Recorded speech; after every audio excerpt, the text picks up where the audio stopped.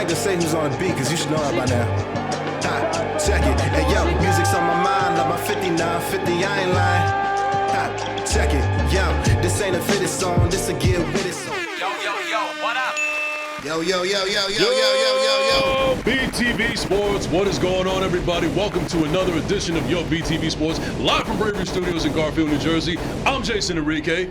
That's you, go boy. It's your boy. You go boy. And we got Marvelous behind the boards right now, behind the glass. What's going on, man? How you doing, man? Oh man, you know the grind don't stop, man. You know the grind don't stop. You already know. I know the feeling, man. And but I'm actually glad that the Lotus lightening up a little bit, because first class, second place is coming back in December, so be willing to check out for that. You Go Boy is now streaming on all social media platforms, the You Go Boy podcast. Yes, sir. We got new episodes on the way. We just interviewed Marvelous last night. Marvelous. Yes, sir. New episodes on the way. Definitely can't wait for that one. Yes, sir. That was legend. All right, so ladies and gentlemen, let's get into it real quick. So last we left you, it was the Giants and the Cowboys. Give me another. We got a new drop. You might not like it. I need it. One time. Whether you like it or don't like it, learn to love it. Because it's the best thing going today. Shout out to Ric Flair. Sponsored by Nature Boy. And as far as the Giants are concerned, what drop do we have there? Little John Tortorella? He's in there. We suck. That's in there too. Oh, what was that, Giant fans? I can't hear you. We suck. Anyways, yeah. So that's perfect segue. So how about that whooping that the Giants got? I mean, and to be honest, did we really think that Danny DeVito's cousin, nephew, son-in-law, whatever, was going to actually pull this out? Oh man, I was waiting all day for Sunday afternoon.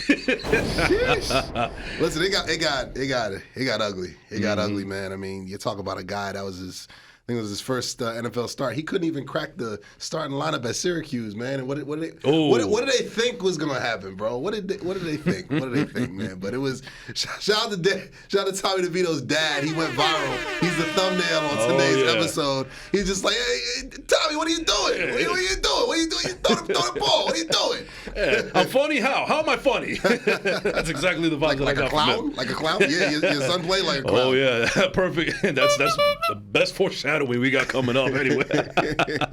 But yeah, no, I personally didn't get to watch this game, but you know what? It didn't matter because I knew the outcome. I definitely bet the money line and also the point spread. It came easily, throughout the season. The season again, so you guys swept them. You guys outscored them 89-17. Yeah, man, we put up Alabama numbers on them boys, man. Oh my goodness, can I get that Ric Flair one more time, whether you like it or not? Don't like it, learn to love it, because it is the best thing going today. Yeah, man. Listen, we wasn't playing with them boys, man. I mean, I always bring up 2007. You know, that's my favorite year. Oh, yeah. I always bring up 2010, or 2011, rather. You know, 2 Cowboys Super Bowls that should have took place, but they didn't because of the Giants. So it's on site every time we play them. I don't care if we win 50 straight against them. I'm not going to forget those years. I'm not going to forget Romo and the boys being the #1 overall seed and blowing the doors off them during the regular season, and we can't beat these guys at Texas Stadium in front of the nation, bro. So every time we play them, man, it's lovely. Listen, go ahead. I get it because it's been years, like 12 years since the Giants went to the Super Bowl. So that same year in 2011, I share the same pain from you because me as a fan and the New York Jets as an organization have never been able to recover ever since the Victor Cruz game. Oh my God. Yep. Like that was the worst Christmas gift I ever could have gotten, and it's still the gift that keeps on giving, unfortunately, because we haven't been able to recover. We still haven't been to the playoffs since then, and they still got that dark cloud from the Super Bowl win from the Giants looming over us. Even though I was kind of happy because it was against the Patriots, but it's still like we haven't been able to recover. We still have PTSD from that, and just when we think that we're in we get pulled back out.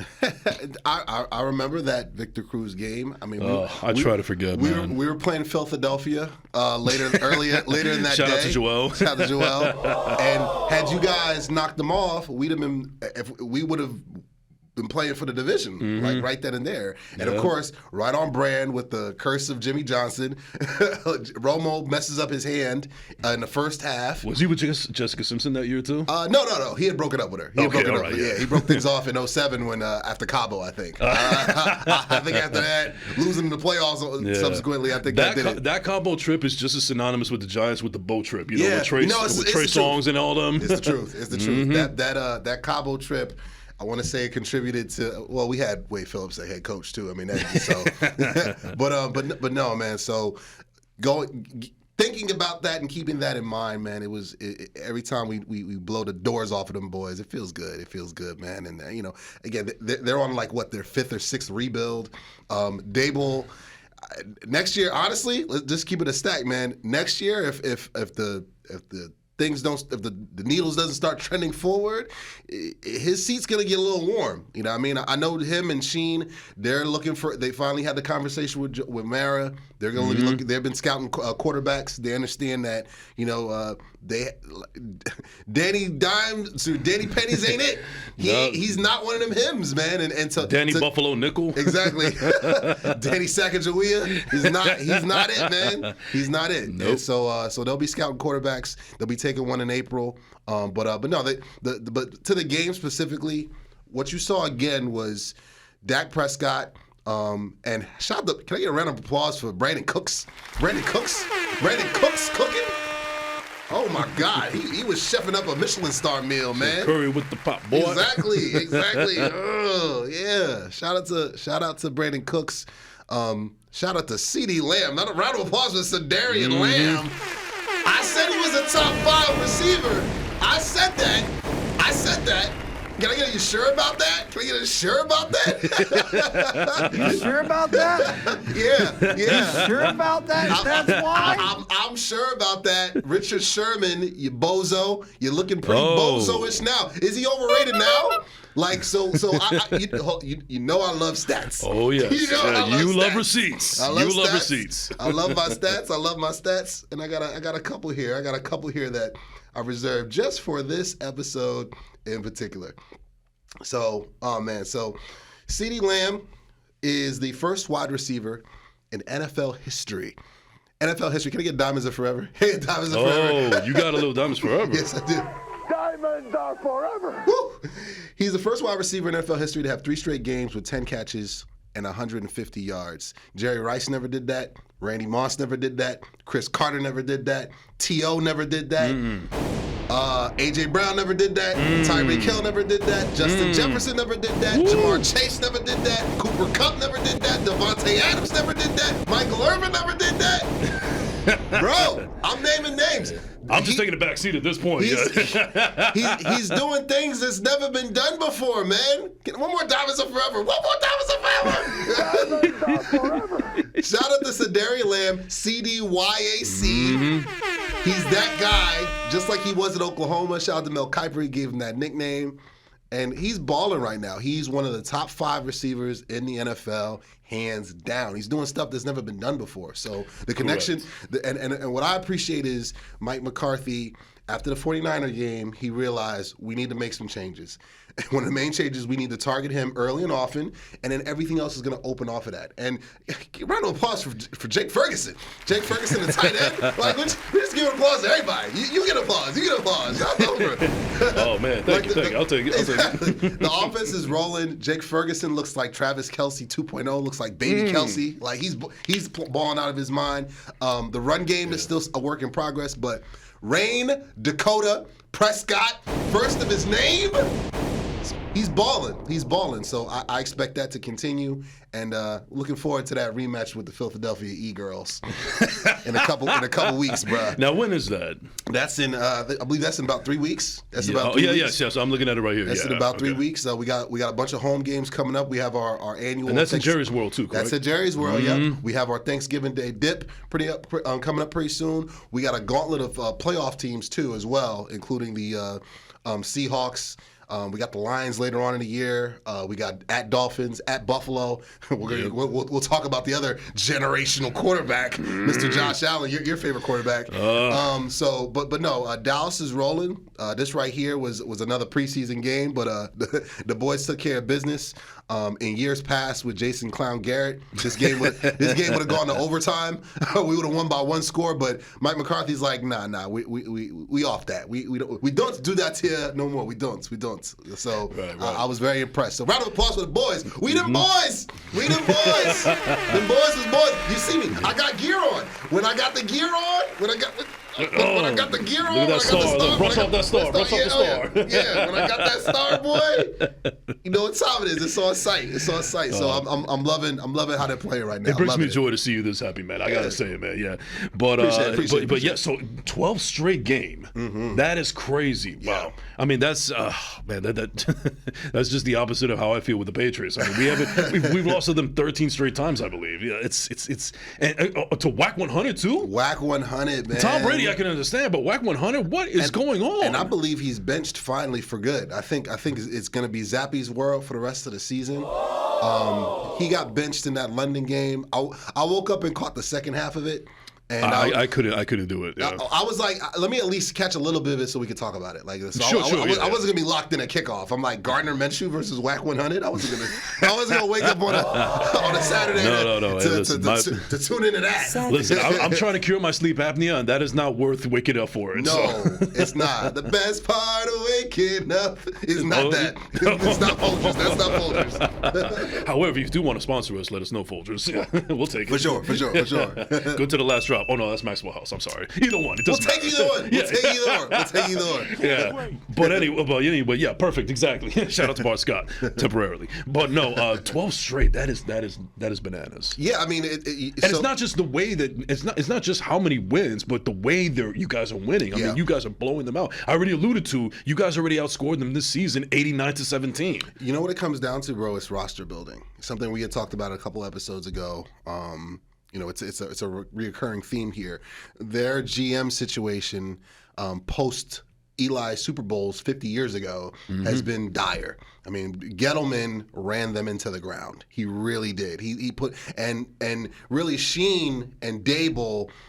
They kind of took a little bit of a step forward, but I mean, Mongo had alluded. Shout out to Mongo. Shout out to Mongo. Yeah, love you, Mongo. He kind of alluded to it when he was on. They kind of understood. Okay, yeah, we made the playoffs. And yeah, we beat up on some bad AFC South teams. And yeah, we beat Kirk Cousins and the Vikings. But you know, we're not that yet. No. Like if we go all out and try to trade for like a Devontae Adams or some bugged out move like that, we're not really sold on our quarterback situation. So that's a you sure about that right there? That's a you sure about that? You sure about that? So I think that's going to be your new favorite drop. That's one of my favorite drops, man. You sure about that? Oh yes, I think he is. I'm pretty sure about that. And but roster building is a big reason why they're in the situation they're in now. And yes, they're about to be on their fourth rebuild because you think about this, they're going to draft a quarterback. They have no choice. Oh, no absolutely. choice. Yeah. So now you draft a rookie quarterback. Your offensive line is in shambles. It's a sieve. I think that's the word that you use for it. Yes. The defense is going to need a major overhaul. Wink Martindale, he's not safe at all. I'm actually surprised he still has his job. Yeah, because you're playing man. So this is what I don't understand. You're playing man coverage left and right. Like you got prime Richard Sherman and prime Deion Sanders back there in coverage. You got Deonte Banks, Pinnock, a former Jet. Yep.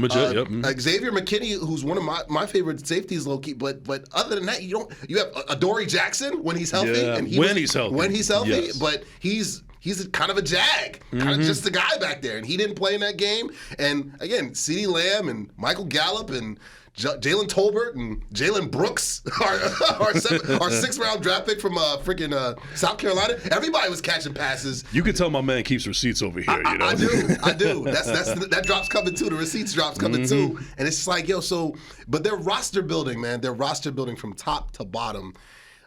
It's an uphill battle. And on the flip side with us, Will McClay, give him a diamonds of forever for Will McClay. At this point, I'm surprised you haven't proposed to Will McClay as of how many times you praised that man. You have to, man, because you know how hard it is to get a competent GM, an actual GM in this league. Not everybody is a GM like the one they got in Philadelphia, as you like to say. Exactly, and think about it. Look what you've been going through with McCagney and Joe Douglas. Even though I like Douglas, but he's not looking too smart right now with the moves that he's made. Now, you can't take away the draft when he got Garrett Wilson and Sauce Gardner and Jermaine Johnson and Breece Hall and Vera Tucker. You know what I mean? And Vera Tucker, but you know he is also the guy that drafted Zach Wilson. Unfortunately, yes, he also did draft. I forget the name, but he retired because he had an injury that he can't heal back from. Mekhi Becton, even though he's looked a little bit better, I'm also wondering why did he draft what was that quarterback that James Morgan? Like he's made some questionable ones, but you know what? Thank God for that one draft, where he was able to basically get future Hall of Famers potentially in Sauce Gardner and Garrett Wilson, because those guys are phenomenal, and in the same draft as well. Yeah. I mean, so I continue to give Will McClay his flowers because he'd be. I said this here. I said this on my show. He'd be GM or his executive of the year if he was anywhere else. And right. I know when Jerry does eventually step down. And he is named, because I've already spoke that into existence, and he's named full-time GM or whatnot. He'll begin to really, on a national level, get the flowers that he already gets from actual Cowboy Nation and from a local standpoint. Because we understand he's been building these draft boards. Absolutely. He's been finding talent, undrafted free agents, and so forth. He's a big reason why Dak Prescott got drafted, instead of Paxton Lynch, or Connor Cook. There were a couple studs that we passed over in that 2016 draft to really set us up to where we are now post Tony Romo. So, but team building, man, team building. I stand by that. He's a big reason why we're in the situation that we're in, and I'm excited for us moving forward. And you don't draft a CeeDee Lamb, a Trey Diggs, a Micah Parsons. That doesn't come just at a Tyler Smith at guard who's playing well. You don't draft that kind of Jake Ferguson. I can just keep going. You don't draft this kind of premier talent unless you understand rosters, you understand the evaluation process. It just doesn't happen overnight because a lot of teams are struggling with team building. Yes. A lot are, and the Giants are a prime example of what happens when your team building is flawed. You don't have a plan. You're kind of just throwing darts in the dark, hoping to hit.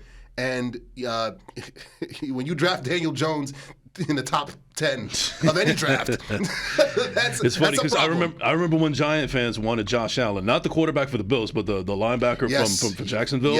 Everybody was saying, "Come on, Josh Allen, we need Josh Allen," because the Jets should have gotten him. We would have got a stellar edge rusher for that. And he's playing well for Jacksonville. He's been a solid draft pick. It's just that the two things: he's playing in Jacksonville, and two, there's already I won't use the G word, but another G word type player in Josh Allen already in Buffalo. But that's the only reason. But he's a heck of a player, absolutely. Now, I know this isn't necessarily in the notes, but I did want to bring it up to you because I did hear it on the Michael K show. Shout out to Michael K, Don LeGreca, Peter Rosenberg. See ya! See ya!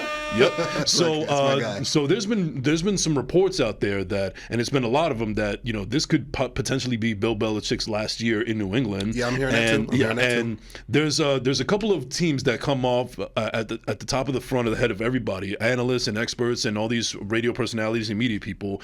They're saying that the three possibilities are the Chargers, because they're going to get rid of Brandon Staley at the end of this year. I mean, they're wasting a great quarterback, a great roster. Yes, a great roster. We've talked about Cam that. Akers, all of them. Yeah, Khalil Mack, Joey Bosa, Derwin James, Keenan Allen, Austin Eckler. We could keep going. Yeah. Their roster is ridiculous. They'd be a top 2 seed if they were in the NFC. That's like getting groceries at Whole Foods and you getting Chef Boyardee to cook it for you. Yep. That's exactly what's going on in Los Angeles. Yep. Yeah. So you got the Chargers, and then you got the Dallas Cowboys. And then also there's the Washington Commanders, which I don't know if that's something that's really a sexy destination to go to. Yep. But if I were Bill, and I was indeed leaving New England, and I know that Mike McCarthy hasn't necessarily been getting the job done, even though he keeps you guys in the conversation, but you can't just seem to get over that hump. why not have Bill Belichick as a consideration? Because Bill Parcells has told Belichick before, working for Jerry is amazing. You're going to love the guy. He lets you do whatever he wants. Now, here's also the other caveat. One of the reasons why New England has failed is because I still think that Bill Belichick is a good head coach, but as a GM, he's very questionable because drafting Mac Jones and then all these other moves that he's made for the roster that's actually put them in the position that they're in right now, it's starting to, bite back at them now. Yeah. So, if the Dallas Cowboys want to get rid of Mike McCarthy, like, thank you for your time, we appreciate everything you did, and so on and so forth. You already have a legit quarterback in Dak Prescott, so you don't have to worry about drafting another one. But you could, if you want to, do the Jimmy Garoppolo approach, where eventually you develop and so on and so forth. And I think Bill Belichick could develop, and he would hire the right staff, even though it's questionable he has him in New England right now. But he would just be a coach. He wouldn't be the GM. You still got Will McClay and everybody else that's making the decisions in Dallas, and then you just tell Bill to coach.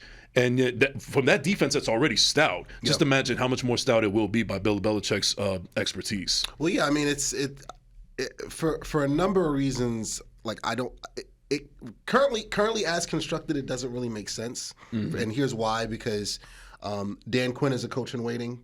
That's kind of the wild card that kind of throws everything off. I mean, and the guys love Dan Quinn. They do. The guys on defense love him. him. They definitely play for him. They play hard for him. The guys on offense love him too, because what something that I know we didn't do during the Jason Garrett Clown era is they do kind of like cross evaluation. So the defensive coaches and scouts, they talk to the offensive coaches and scouts midweek about, okay, this is why these plays aren't working, because against these coverages, this is what you should be doing or whatnot. And vice versa, the offensive coaches are just like, yeah, this is why you guys are getting gashed. You should probably switch up this. And you see the proof is in the pudding on the field, especially during this win streak. Like, everything really is beginning to click on like a high level, because again, I think that self-scouting, I think that's what it's called. So you have that going on. The thing with McCarthy that I'm just loving is, number one, he wins late into the season. I mentioned this last week, actually. He's a top 5 head coach in December going into January. He's one of the best coaches in the history of the NFL late in the season when the games matter. And something Jason Garrett and Wade Phillips struggled with. So it's something that we haven't had in place. So you look at some of the generational stuff that we're doing. Yes, that G word. Yep. We have 11 straight home wins. Hasn't happened since 1992. Back-to-back 12-win seasons. Something, again, that hasn't happened since 91 and 92. We're talking about stuff that hasn't been done since I was 3 or 4 years old, still at Babyland in Newark. You know what I mean? Wow. So with that being said, it's hard for me to move off a guy like that unless something drastic happens.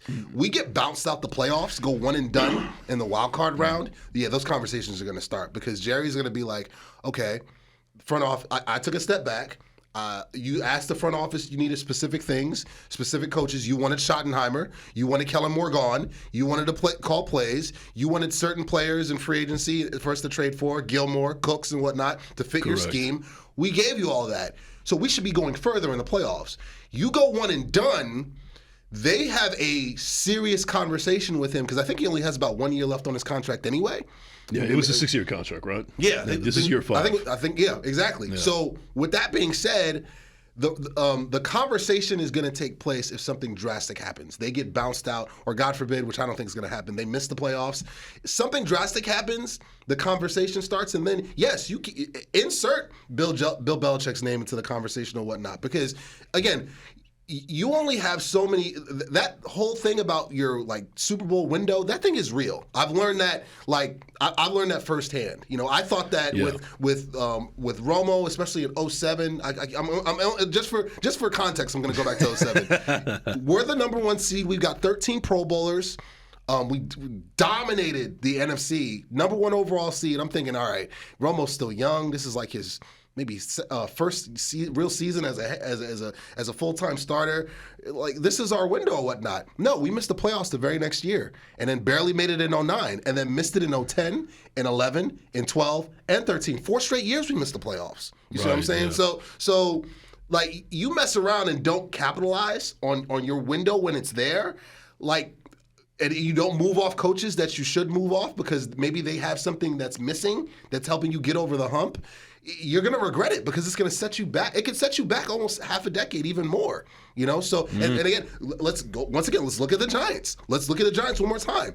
They go off of Coughlin probably a year or two too early. They push him out. And they go to McAdoo, which was a terrible decision. Yeah, you made the playoffs in 2016, but it was fool's gold. You did it with free agency and with Snacks Harrison and Olivier Vernon and Janoris Jenkins. That's right. Yeah, I forgot about those guys. So that was Zeke's rookie year. You see what I'm saying? So you think now that you're set up, okay, so yeah, we got this thing moving in the right direction. Boat trip happens, and they've been awful since. Again, they're working on their damn near fourth or fifth rebuild, man. Because they didn't have the foresight to hire the right guy as GM and hire the right guy as a head coach to instill the culture necessary and to build the roster necessary to compete. So.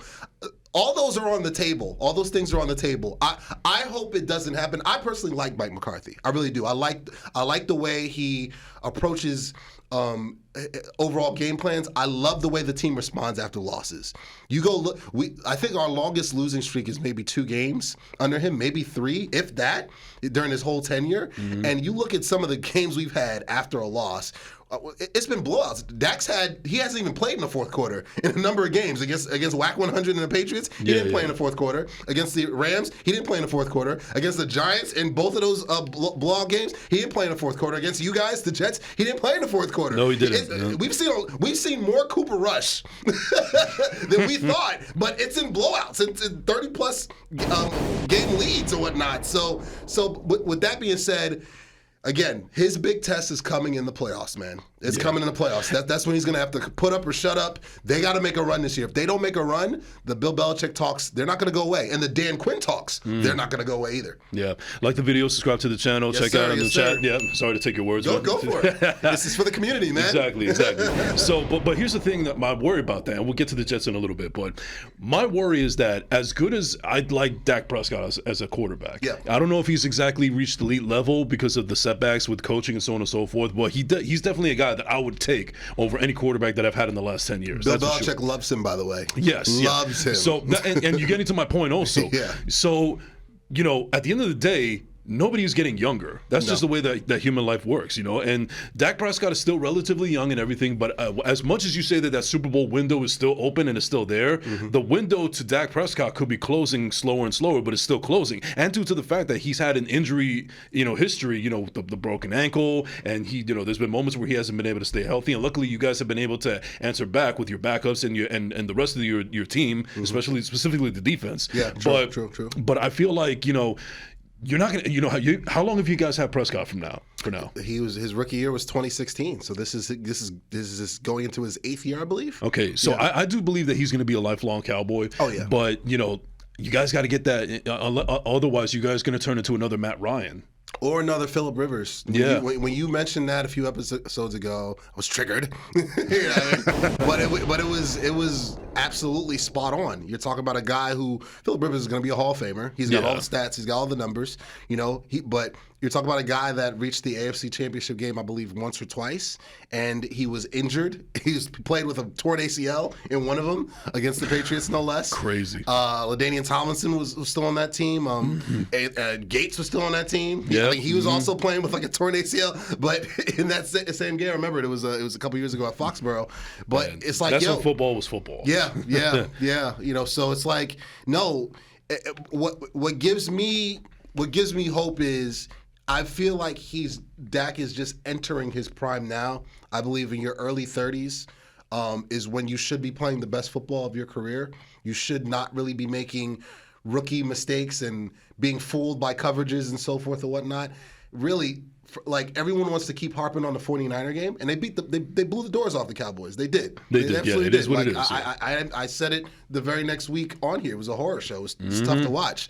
Aside from that game, can you tell me what game this year where you were just like, WAC 100, WAC Prescott showed up or whatnot? He played terrible. Like, you can't really say that aside from that 49er game. You can't. And to take it a step further, in the last few years, like the team that's given him problems has been the 49ers.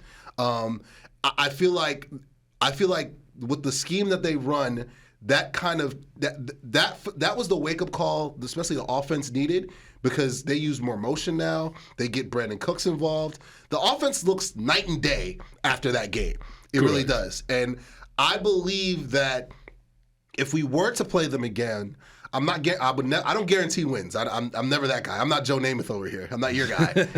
What I'm saying is, I feel She's better. a little too lean for me. I feel He's a really good player. I'm sorry, continue. Go for it. I feel better about how we match up against them and how we would attack them, and understanding that, for the love of God, you got to get pressure on Purdy, because when it's him and the Avengers, it's tough to it's a tough pill to swallow. But then you watch the Vikings beat up on them, and you watch the Bengals beat up on them, and they beat up on the Jags just now. But I can't unsee the previous 3 games about how they looked or whatnot, and they understand they're not invincible. Right? They don't have D'Amico Ryans calling plays. They got Steve Wilkes, who again we mentioned Yes, before. we mentioned before. Should be the head coach in Carolina. Who's a pretty How's that looking now for Frank Reich? He's coaching for his job. I think he just took over play calling duties for this upcoming game. We'll see how that goes. Oh no! So let me get this straight. He gave away his play calling duties, and now he's taking them back. He's taking them back of Wednesday, I believe. Give me 5 more of those. Give me 5 more of those. Hey, can I get a? You sure about that? Yo, Frank White. Sure about that? Frank White. You sure about that? That's why? You sure about that? Looking at you, sure buddy. about that's not why? So that's beautiful. I love so what I'm saying is, I've seen the good Dak. I've seen the playoff Dak, who I cape for that guy. You can win a Super Bowl with that guy. That guy you saw in the playoffs against the Bucs. I believe you can. You can. And the guy you saw the guy you saw against the Giants, you could win a couple Super Bowls with that guy. Listen, he was off the charts. There's no debating that the Cowboys are a great team, and I do think that they are primed for Super Bowl aspirations. My biggest thing, and as much as I like Mike McCarthy and I definitely love Dan Quinn, just something happens in the playoffs when, as soon as the playoffs are happening, talking about playoffs? I need that job. Yeah. But when something happens in the playoffs, it's like the Dallas Cowboys forget who they are, and then after they turn into the Las Vegas Raiders. Yeah. No, you're right. You're right.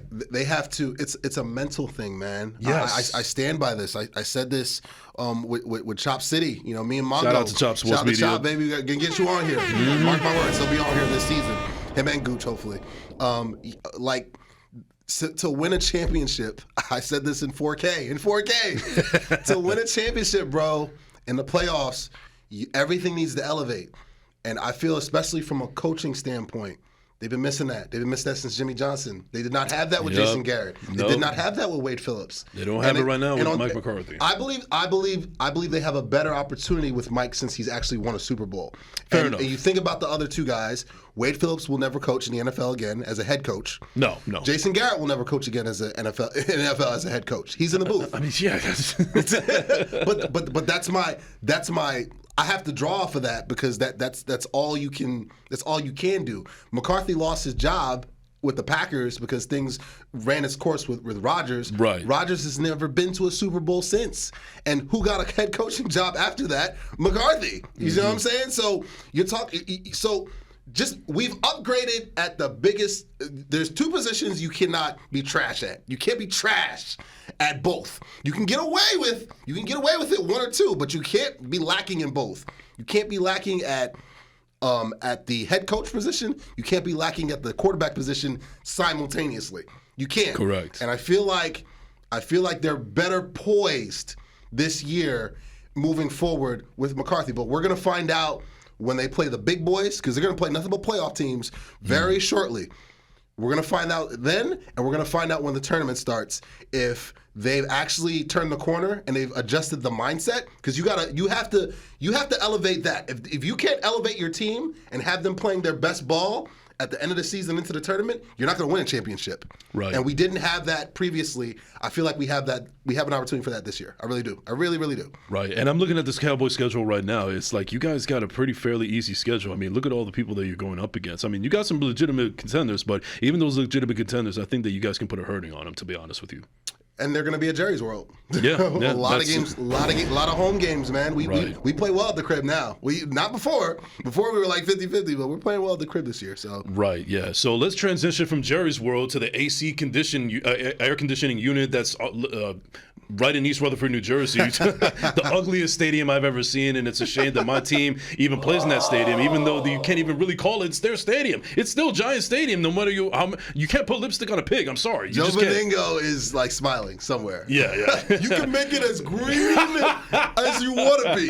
It's Giant Stadium. Unlimited. Another one. Yes. Unlimited.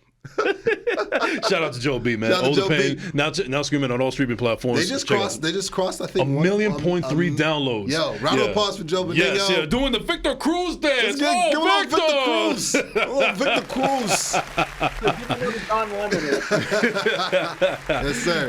What a disaster! Which is exactly what the New York Jets are right now. And I don't know how to feel about this game coming up with the Bills, but let's focus on the blast game that just happened in Las Vegas. Yeah.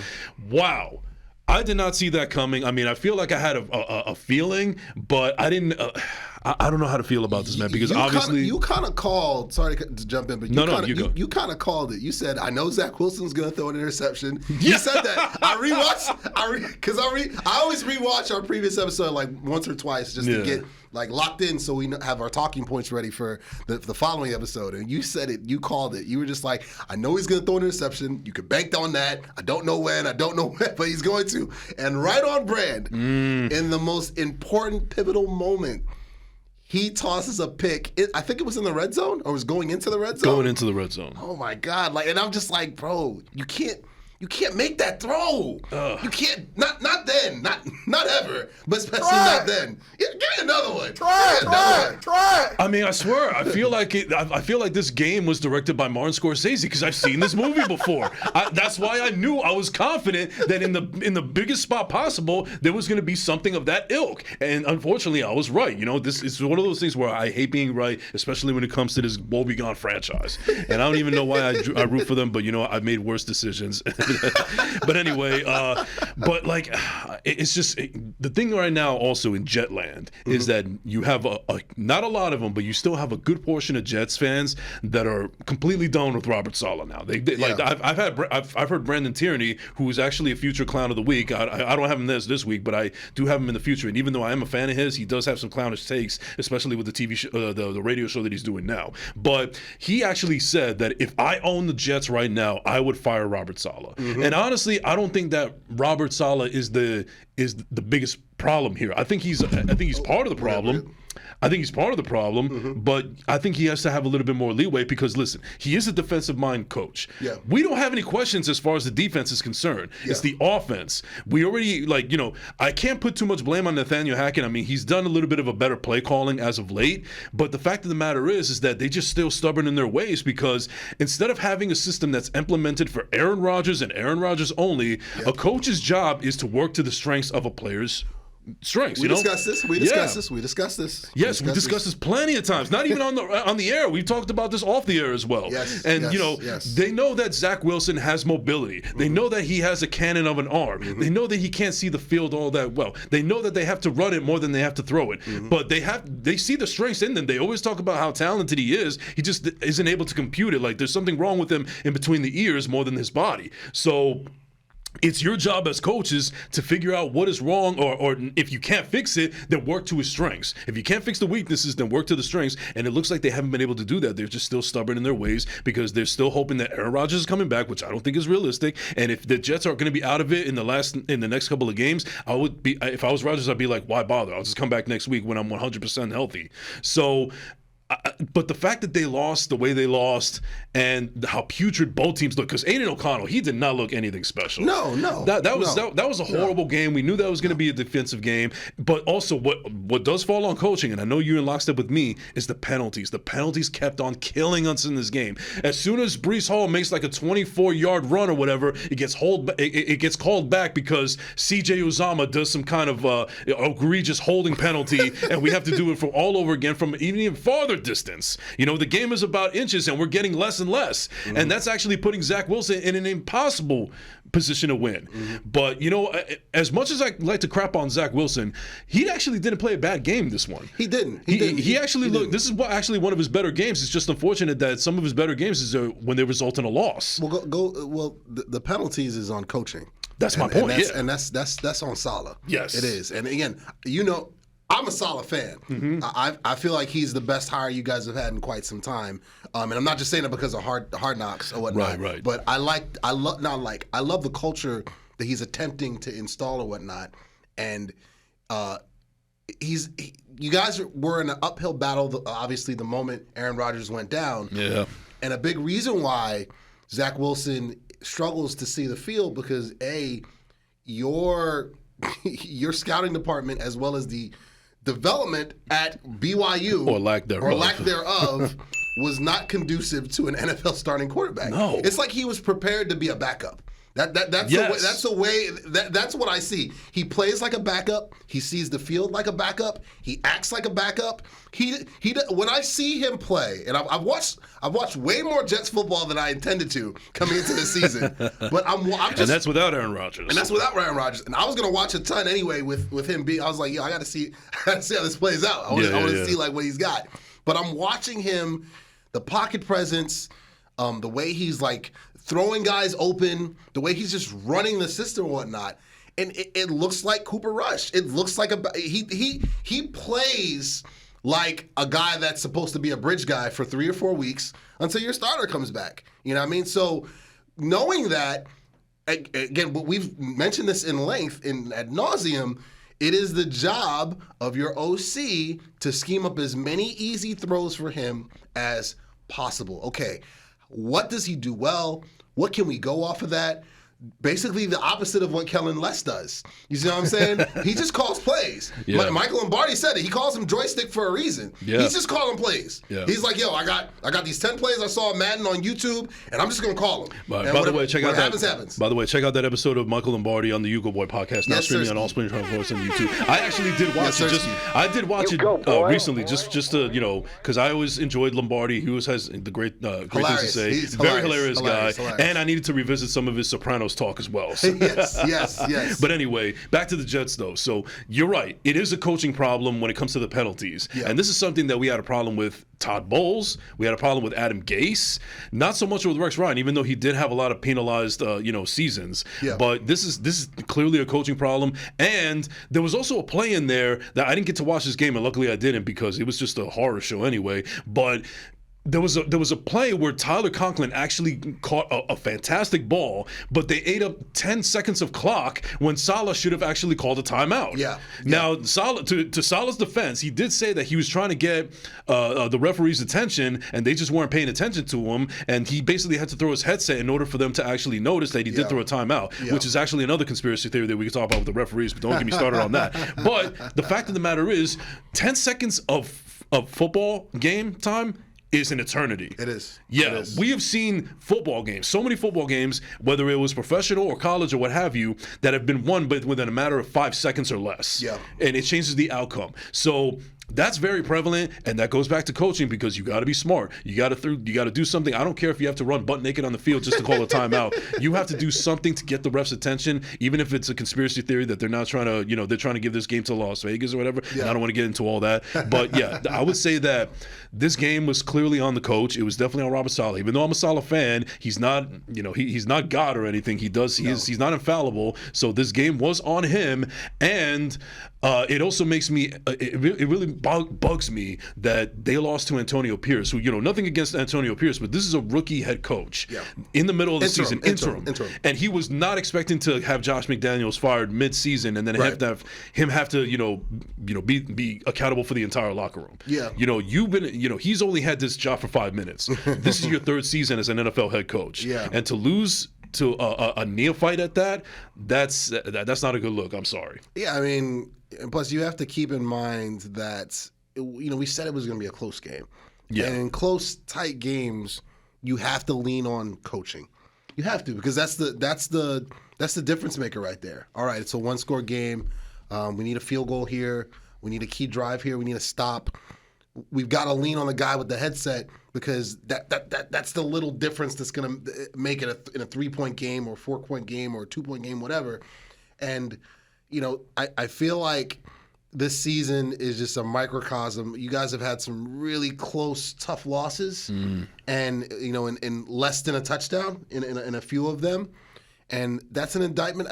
I hate to rag on him because I like Saleh. I do. Yeah, he's a very likable guy. Listen, even Joe Beningo, who's actually very good friends with Robert Saleh, he thinks he's a fantastic gentleman and everything. He likes him a lot. But he has to call it like it is because he is a Jet fan first. Yeah, you have to. And he even blamed that this game was on Saleh. Yeah, it was. And I think that, again, Rodgers is not coming back. He can Not he can this say season, no. he's not this year. He can say whatever he wants to. I on don't even want him ayahuasca. to come back. Why? And plus, why would you want a compromised starting quarterback behind a compromised starting offensive line? It doesn't. It doesn't make sense. Like if I had backups, and it's not just you have backups. You guys have backups to the backups. Yes. If with that.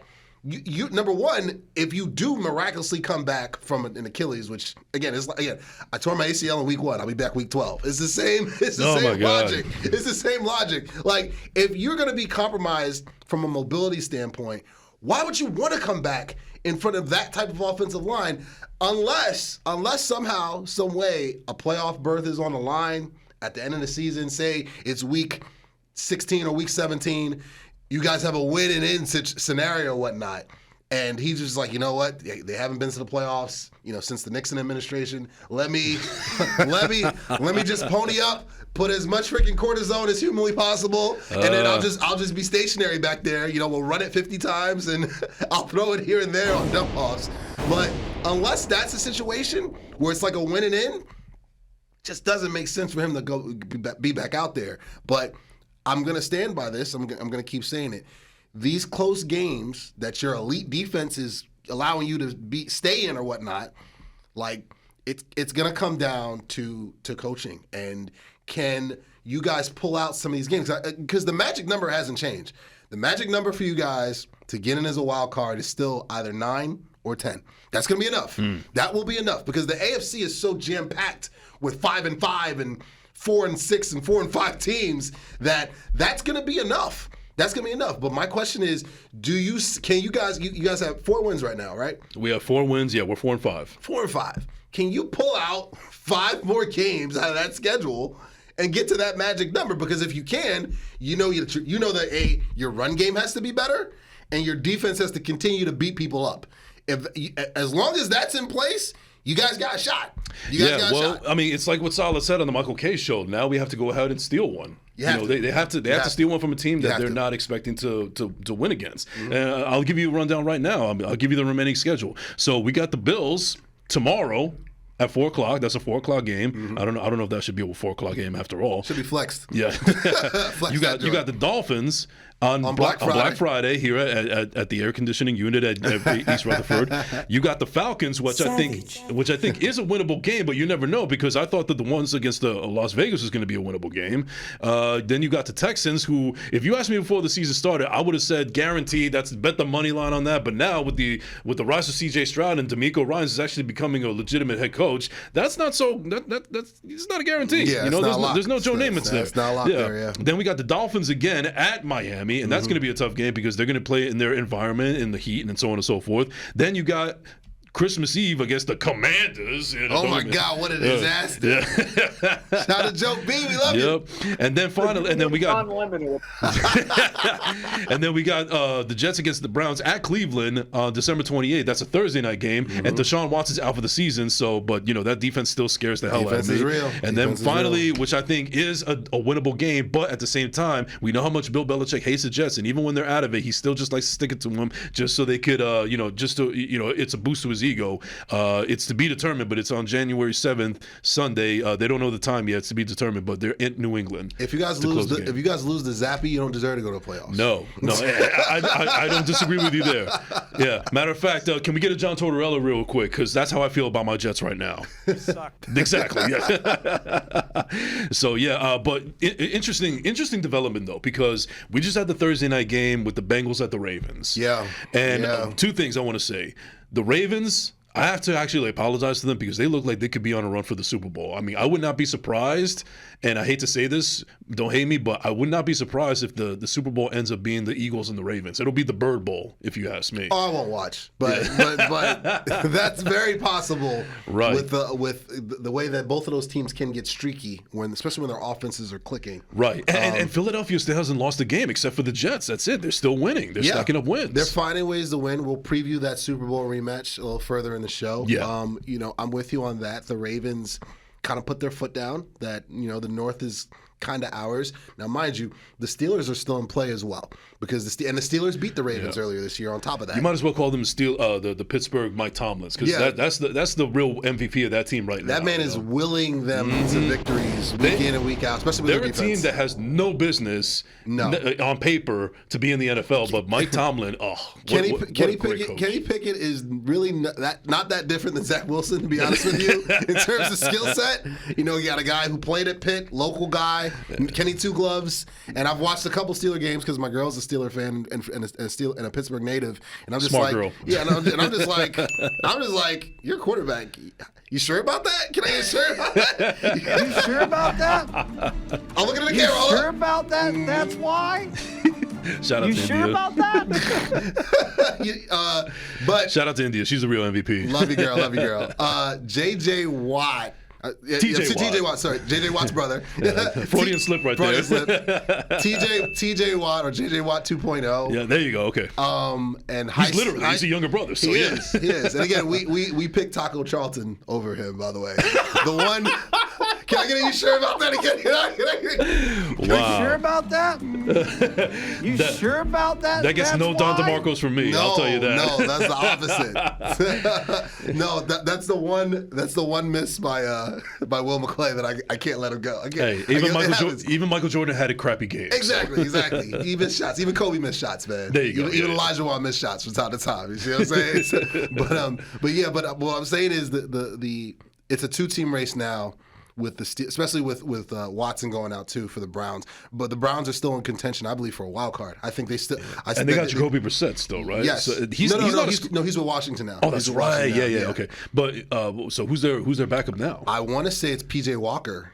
Walker. I mean, he doesn't do anything for me, but you know what? From now going forward, Cleveland is just going to be a team where they're going to be relying on their defense. Oh, heavily. It's basically the Jim Schwartz. It's the same PJ Walker who beat the 49ers. The Avengers, who beat the San Francisco Avengers. So it's a 2-team race with Pittsburgh and the Ravens. My thing is, and the Ravens have to show me that they can close games out. Because they did blow a 2-score lead to the Browns. True, yeah. They could be a little streaky. Exactly. Yeah. And they lost to the Colts and Gardner Minshew at home. You see what I'm saying? Like, they have a history of this, man. They get hot, and then they are a Lamar Jackson turned ankle away or Lamar Jackson sprained knee away from the Huntley show again and fighting for a wild card. So and their tight end is out for the year, and too. their tight end, Mark Andrews, is going to be out for... going into next year. It's a really significant injury. Yeah, and this late in the season? Yeah, because he got tackled the same way Tony Pollard got tackled in that playoff game against San Francisco. It was like a whip tackle. Tony who? TP, man. TP. His leg got caught underneath and, ankle and ligament damage, and it's a clean break. He's going to be out for a while. So, but the Ravens have to show me they can finish ball games, and they have to show me that Lamar can stay healthy. Because, there is talk that he's playing with something now that's like a phantom injury that he doesn't want to talk about anymore. But, bro, you miss a game or two out of nowhere, we're going to talk about it. Right. And as far as the Bengals season, it's over. It's right. Joe Burrow, one of the best quarterbacks in the league, he's out for the season with the torn wrist. It's draft time. It's draft time. They know it. Burrow knows it, too. Yeah, and they're already at the bottom of the AFC North anyway. Yeah, so. but again, apologies to C.J. Stroud and the Texans. I thought that I thought the Bengals were going to really begin to take off now, especially what they did to the Avengers. Yep. And, especially with that Burrow injury, man, it's kind of wrapped. They got Jake Browning or something at quarterback now. So I'm saying the same Jake Brown that does the Gangs All Here podcast on the New York Post. No. Yeah. He's friends with your boy Boyle. And Simeon. He's in that territory. So, but no. So it's going to be the Ravens right now. The Ravens and Steelers, and I think they play like on the last week of the season as well. That might be very well for the division. And the Browns are going to have a say as well. But no, switching gears to the Texans real quick. Once again, round of applause for DeMeco Ryans. Yes, he's killing it. And another round of applause for C.J. Stroud. And a round of applause for you because you're right. It is at the end of the season, week 18. Yeah. So it's boy. So I watch football. Get your diamonds in forever. Get your diamonds in forever. Diamonds are forever. Shout out to Rick. But no, the Texans, they can mess around and win that AFC South this year. It's very possible. Plus, they beat the Jags already. You see what I'm saying? Head to head. Right. And DeMeco Ryans is building a physical, smart, tough Houston version of the 49ers. You know, and Stroud reminds me so much of that Rain guy, that Rain Dakota guy. He reminds me of him. Just they got the same. They're about the same height, same build. That was his comp by a lot of draft analysts coming into the draft of just his style of play, leadership, intangibles, tough, and he's everything that Ohio State quarterbacks have not been. For years now. Cardell Jones, who was in the XFL last time I checked. Oh, my God. Like, I can start naming That's a them. throwback. Craig Krenzel, Braxton Miller. They converted him to a wide receiver when he came to the NFL. Paxton Lynch. Yeah. By the way, shout out to Ayo Deji Ojolajara. I think I'm pronouncing that correctly. Yeah, should the Giants draft a QB? Well, let me ask you this question with another question. Does a bear pee in the woods? Savage. That's two more savages. Two more. Savage. Deji, love you, dog. Love you, dog. I'll tackle that one. Go ahead. I need nothing more for me to say after that. I'll tackle that one like Micah Parsons. Savage. I'm just saying. So yeah, Deji, absolutely they should. I think your GM right now, like we mentioned earlier in the show, he's scouting the Drake Mays of the world from North Carolina and the Penix of the world from Washington, and of course Caleb Williams is in play because you guys are you're in Caleb Williams territory in that top 3 range as well. You guys need to absolutely draft a quarterback. You can't get out of the Danny Penny's contract for maybe one more year. Yeah, they got it out after 1 year. It's a 4-year deal, but they can get out of it after 2. Which is smart. It wasn't smart that they should have tagged him. They wouldn't even be in this situation to begin with. Right. They should have tagged him and gave Saquon a short-term deal. Ben said that, but they didn't do that. And there's a good chance that Saquon, why would he want to come back next year and have to deal with that offensive line and deal with yet another rebuild? But he very might well be. He loves Jersey. He loves being a Giant. So that's to be determined. But yes, you guys need to His draft. dad wishes he was a Jet, but that's yeah. He went to Penn State, as you know. I wish he was a Cowboy. Like I do. Like, but he's wearing the wrong blue. He's wearing the wrong blue. Yeah. Well, but yeah, you guys draft a quarterback. You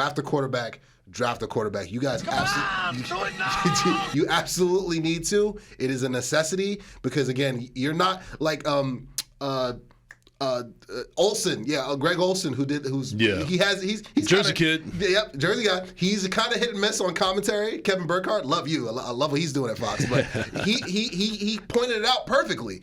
The Giants right now, they're not in the same weight class as the Eagles or Cowboys. They're just not. You know, I mean, you got Floyd Mayweather versus like freaking. Rocky Balboa. Rocky, and we're talking like early Rocky, still punching meat Rocky. That guy. So, you also got. He said that he thinks that the Giants should draft Marvin Jones Jr. or Williams. See, here's why I disagree with that. By the way, I saw what you did there, Marv. That was beautiful. He's going to be marvelous in the NFL. He's marvelous at Ohio State right now. The only way you guys get him is if you guys kind of pull what the Texans did last year. They moved up and they had two picks in the top 5 out of nowhere, and they took Stroud and they took Will Anderson from Alabama back to back. You're going to have to move back up and trade, give away a one or a couple ones next year and a couple of picks this year as well to get back into that top 3 or top 5. I think you guys are going to finish probably somewhere between 2 to 4, honestly. And if Tyrod Taylor plays, you guys are going to finish in the mid-teens because he's going to win you guys a bunch of games against some bad teams and screw things up. You guys want Danny DeVito Jr. to play the rest of the season. That's what you guys want. That's what you guys need right now. Because if Tyrod Taylor comes back, you guys are going to win games you have no business winning. If you're going to tank the right way, get yourself the best draft pick possible, get a quarterback. Forget about Marvin Harrison Jr. Like this is actually a pretty loaded wide receiver class as well because he's honestly probably going to go to the Cardinals or the Bears. You know what I mean? Because I see it's over for Justin Fields. Yeah. I see the Bears getting Caleb and Marvin Harrison back to back. I really do. They're that bad. They have the Panthers pick, by the way. Yes, on top they of do. that, Yes, they and do. they've got their own. So they're going to be picking back to back pretty at much. this point. And honestly, if the season continues the way that it's going now, there's a very strong possibility 1 and 2 are going to be the Bears. And if that's the case, they're going to take Caleb Williams and Marvin Harrison Jr. back to back. What about Drake May? You wouldn't take Drake May? He reminds me, he reminds me of your favorite one of your favorite quarterbacks, Sam Howell. He looks like a more athletic. Please, the Abercrombie and Fitch quarterback, the Hollister quarterback, playing in Washington and whatnot. He's got the same face and everything. So May looks athletic and he looks serviceable. I don't see the G word with him. I don't see. No. I don't. The only person I see the G word is with Caleb. Yeah, I would say that Drake May is more like a system quarterback. Like you have to have the right system for him in order for him to thrive. Right. He's not going to be a Joe Burrow. He's not going to be Patrick Mahomes. So he's not. He's definitely not the G word. No. But no, if he gets drafted in the right system, in the right team, then yeah, he could thrive. Like maybe in Minnesota. Yeah. Which actually is a nice segue that we can get into with Dobbs. Right. No, agreed. But to put a button on this, draft a quarterback. Draft one in the top 5. You guys are going to finish probably, like I said, between 2 to 4. Draft a quarterback. You have to. And there's no quarterbacks coming out of the draft that look like Eli or Danny, so just take a chance. So anyway, so now let's get into Josh Dobbs, who continues to dazzle. He's setting the league on fire. The Cardinals, actually, it's smart that the Cardinals traded him away because he'd be winning more games for him. Oh, absolutely. Now. And again, the Cardinals want the best pick possible. Kyler, you can't talk about Dobbs without talking about Kyler. Kyler comes back and they win a game, but Dobbs, man, oh man. And I'm rooting for the guy too. I'm rooting for the guy too. It's a great story. Yeah. And due to the fact that this is what makes me even more angry also as far as the Jets fan is concerned. Okay, no problem. It just makes me angry, too, because you got Zach Wilson, who still hasn't been able to put a decent season together, and then you got Josh Dobbs, who goes into another team, doesn't expect to get traded. I can't believe the coach actually blindsided him with the fact that, no, you're going to stay here in Arizona, this, that, and the third, and then afterwards they just go ahead and trade him and not without even any notice. He's trash fat. Jonathan Gannon, he's trash fat. That's deplorable as far as I'm concerned. Yeah. But then you go to Minnesota, you're not expecting to play. You don't even know the play call. You don't even know the playbook front to back. Yeah. But you still are using your talents. You're figuring out a way. You are being a cerebral quarterback and doing the best you can, and you're putting your team in a great position to win. And I don't understand that why other quarterbacks, namely Whack Wilson, can't figure that out. Well, it still goes back to that C word, bro, coaching. The head coach over in Minnesota is Kevin O'Donnell. Yeah, he had a plan for Dobbs, which is why he told the GM, like, go get this guy. I think I can work with him. And I can do stuff very similar that I was doing with Kirk. And he's a little bit more athletic than Kirk as well. Well, actually, way more athletic than Kirk. Yeah, Kirk's sure, not mobile at all. No. So, he was not mobile. No, not at all. So it's like that's why he's out for the year. Exactly. His freaking Achilles popped on like a routine little juke there, or attempted juke. You know what I mean? So it's like, and I don't want to laugh at the guy's injury, but I don't either. But he's not athletic. He's not. No, you know what I mean? It is what it is. Yeah. So it's like Dobbs. I think Dobbs is, knowing that he's played in so many different places, and he's a really smart guy. I told you he's got like a NASA degree in like aerospace or something like that, so he can pick up offensive playbooks relatively easily, which is a big plus for him, and continuing to get jobs, wherever a quarterback needy team needs them. It's big. So it's like, I think that I think he's going to continue to thrive as long as O'Donnell has a plan for him. Yeah. I think that the Vikings are definitely in play for one of those wild card spots. I don't think they'll catch Detroit, but they can knock somebody off. Because again they have a serviceable defense, and again they're doing all this without Justin Jefferson. They're doing all this without a top 2, top 3 wide receiver in the league, and you figure when he comes back, that combination of him and Dobbs, it could be dangerous. It definitely could. So, so hats off to the Vikings. Dobbs is a real thing. He's playing some of the best football right now at the quarterback position. I agree. You can't disagree with that. You just No, can't. no, I'm locked up with you. Absolutely. Yeah. So, but going into. Now we actually have Thanksgiving coming up. And Yeah. you know that Thanksgiving is always about the Cowboys. It's always at Jerry's World. Mm-hmm. It's a destination. So we got the Panthers. No. That's next. That's tomorrow. Yeah, that's tomorrow. Right? No, because I was about to say who would have wanted to that. We played you guys on Thanksgiving a couple years ago. I remember. Oh, yeah. I think Chad Pennington was quarterback. No. It'll be against the Commanders. No, so I mean, I got to give this. I got to give this to you. I mean, Robert Rivera's all the way. He's out. Yeah, I mean they're already trying to behind the scenes grab Bill Belichick from. So it's like they're already ownership was out on Rivera from the start. Like Magic Johnson and all those guys are just like, yeah. So who's gonna be the head? Who's our guy? Because it's not that guy, Right. And and Sam Howell is putting up a lot of yards. He's having a pretty good second season. He really is. Against the top tier teams and whatnot, he's still going to struggle mightily because I don't think he's in him. I just don't. But Bieniemy's just doing a good job of scheming for him and for getting easy throws for him and allowing scary Terry McLaurin. You know what I mean? Yeah. If McLaurin's not playing Trey Diggs, he's out of Rikers. He doesn't got the handcuffs on. He's a problem. He is. He's been a problem since he got into the league. So it's since 2019 when he came in from Ohio State. So it's like, I think that game is going to be physical because Yes. they got Deron Payne and It's a division game too. Yep, and Allen from those Bama boys inside. It's not going to be fun to run the football. No. As long as Dak has time in the pocket and is playing at this level, I like him against anybody, to be honest with you. I know Mike is going to want to put on a show.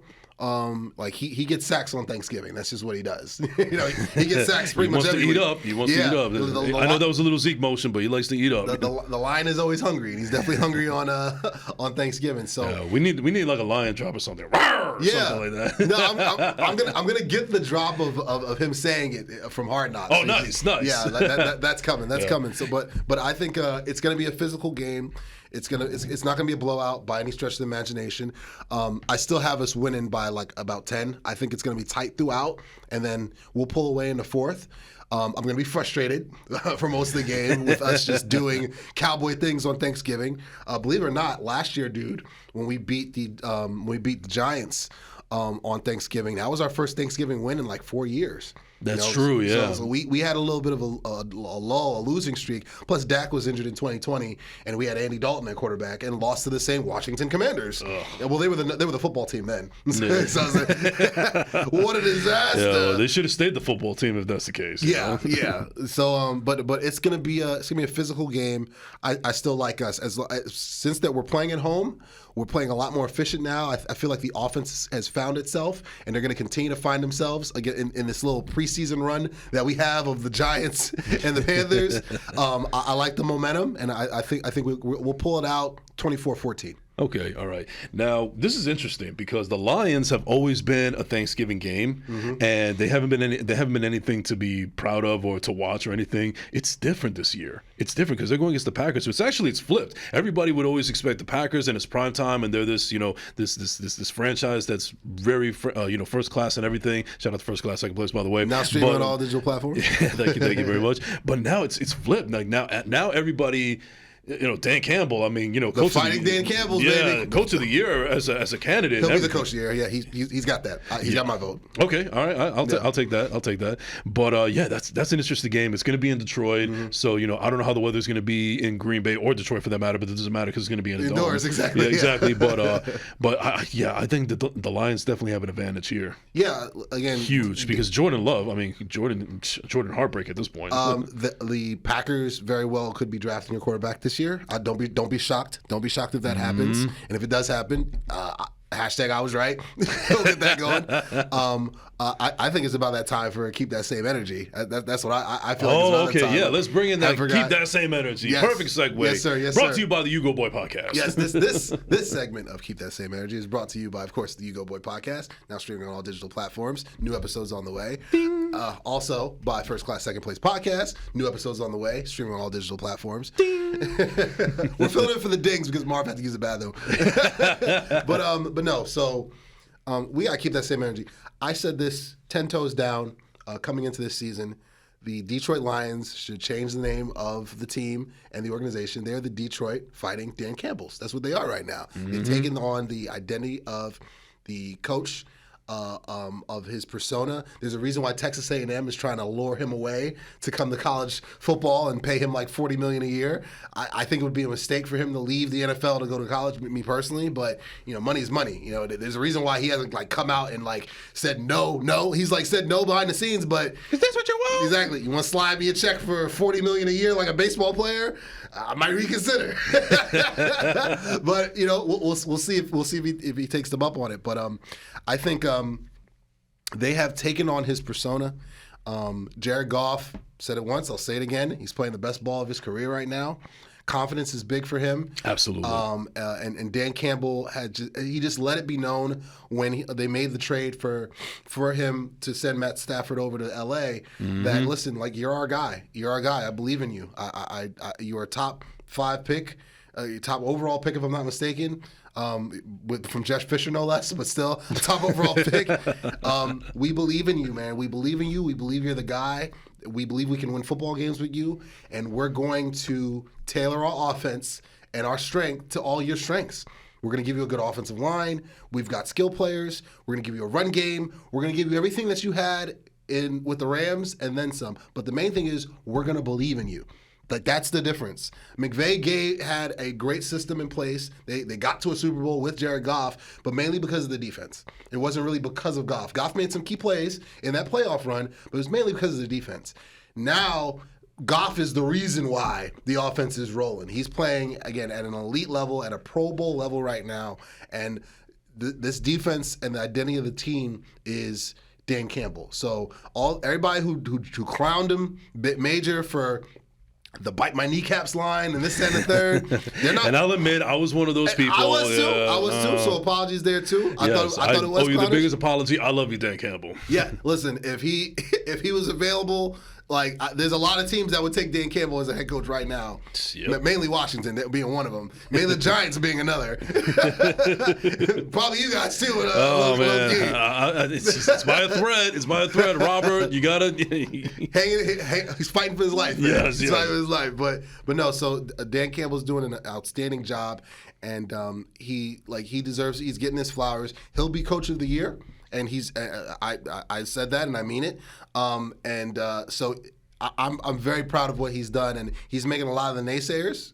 He's making them look bad. He's making them look foolish. So shout out to Dan Campbell. Keep doing your thing, buddy. Absolutely, yeah. And then also we have the 49ers at the Seahawks, which actually sounds like a pretty interesting game. At Seahawks. At Seattle, yeah. At Seattle. 8:20 p.m. Well, I'll be rooting for the Seahawks. You know that. Oh, yeah. I'll probably be watching it with my brother. Shout out to you, brother. Shout out to King. Love you, dog. I'll be rooting for the Seahawks to knock off the the Avengers.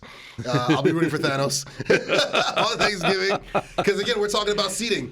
We're talking about seeding, man. Now, once you get into November, into December, you're talking about seeding. You're talking about hosting playoff games. You're talking about divisional seeding. You're talking about top seed, fighting for that number 1 seed. You're fighting for the best positioning possible going into the Hunger Games tournament, and that is going to be a major game for the for divisional standings in the NFC West. the Seahawks know they have to get that one because the next time they play them is going to be in San Francisco, and the Avengers play really well at home, only if they're not playing Joe Burrow. You know what I mean? So they know they've got to get that one. But this is my issue because Jet Geno very well might show up in that game. Yeah. Because, again, top teams, he's the same guy. He's not that guy against good teams. I'm sorry. He's not. Sorry, Seattle fans. You got to hear this. Again, you can pay him whatever you want to pay him. Geno's not that marvelous is back. Yep. Geno's not that guy. Take it from somebody that's actually lived it. Exactly. And somehow survived it. I'll post rest in peace to Scott Hall. Survey says one more for the good guys. You know what I mean? Like Geno is not that guy against top defenses and top teams. And the 49ers are a top defense, and they're one of the top teams in the NFC. So, but he's at home with the 12thers for Thanksgiving. So the Seahawks got to get this one. If the Seahawks do not win, mark my words, if they do not win on Thanksgiving against the Avengers, the 49ers are going to take that NFC West. No doubt in my mind, because they're going to win the rematch in San Fran, and I trust Kyle Shanahan more than I trust Pete Carroll. Yeah. And it's crazy because Carroll's got a Super Bowl ring, and Shanahan. Yeah, but he's also responsible for playing the dumbest play in Super Bowl history as well. Exactly. That takes it down a couple of pegs. So he lost points with me years ago for that. Oh. You know, like eons ago. Yeah. So must win for Seattle. Must win. But I'm going to pick Seattle. I'm going to pick Seattle by 3. I think they win that one 20-17.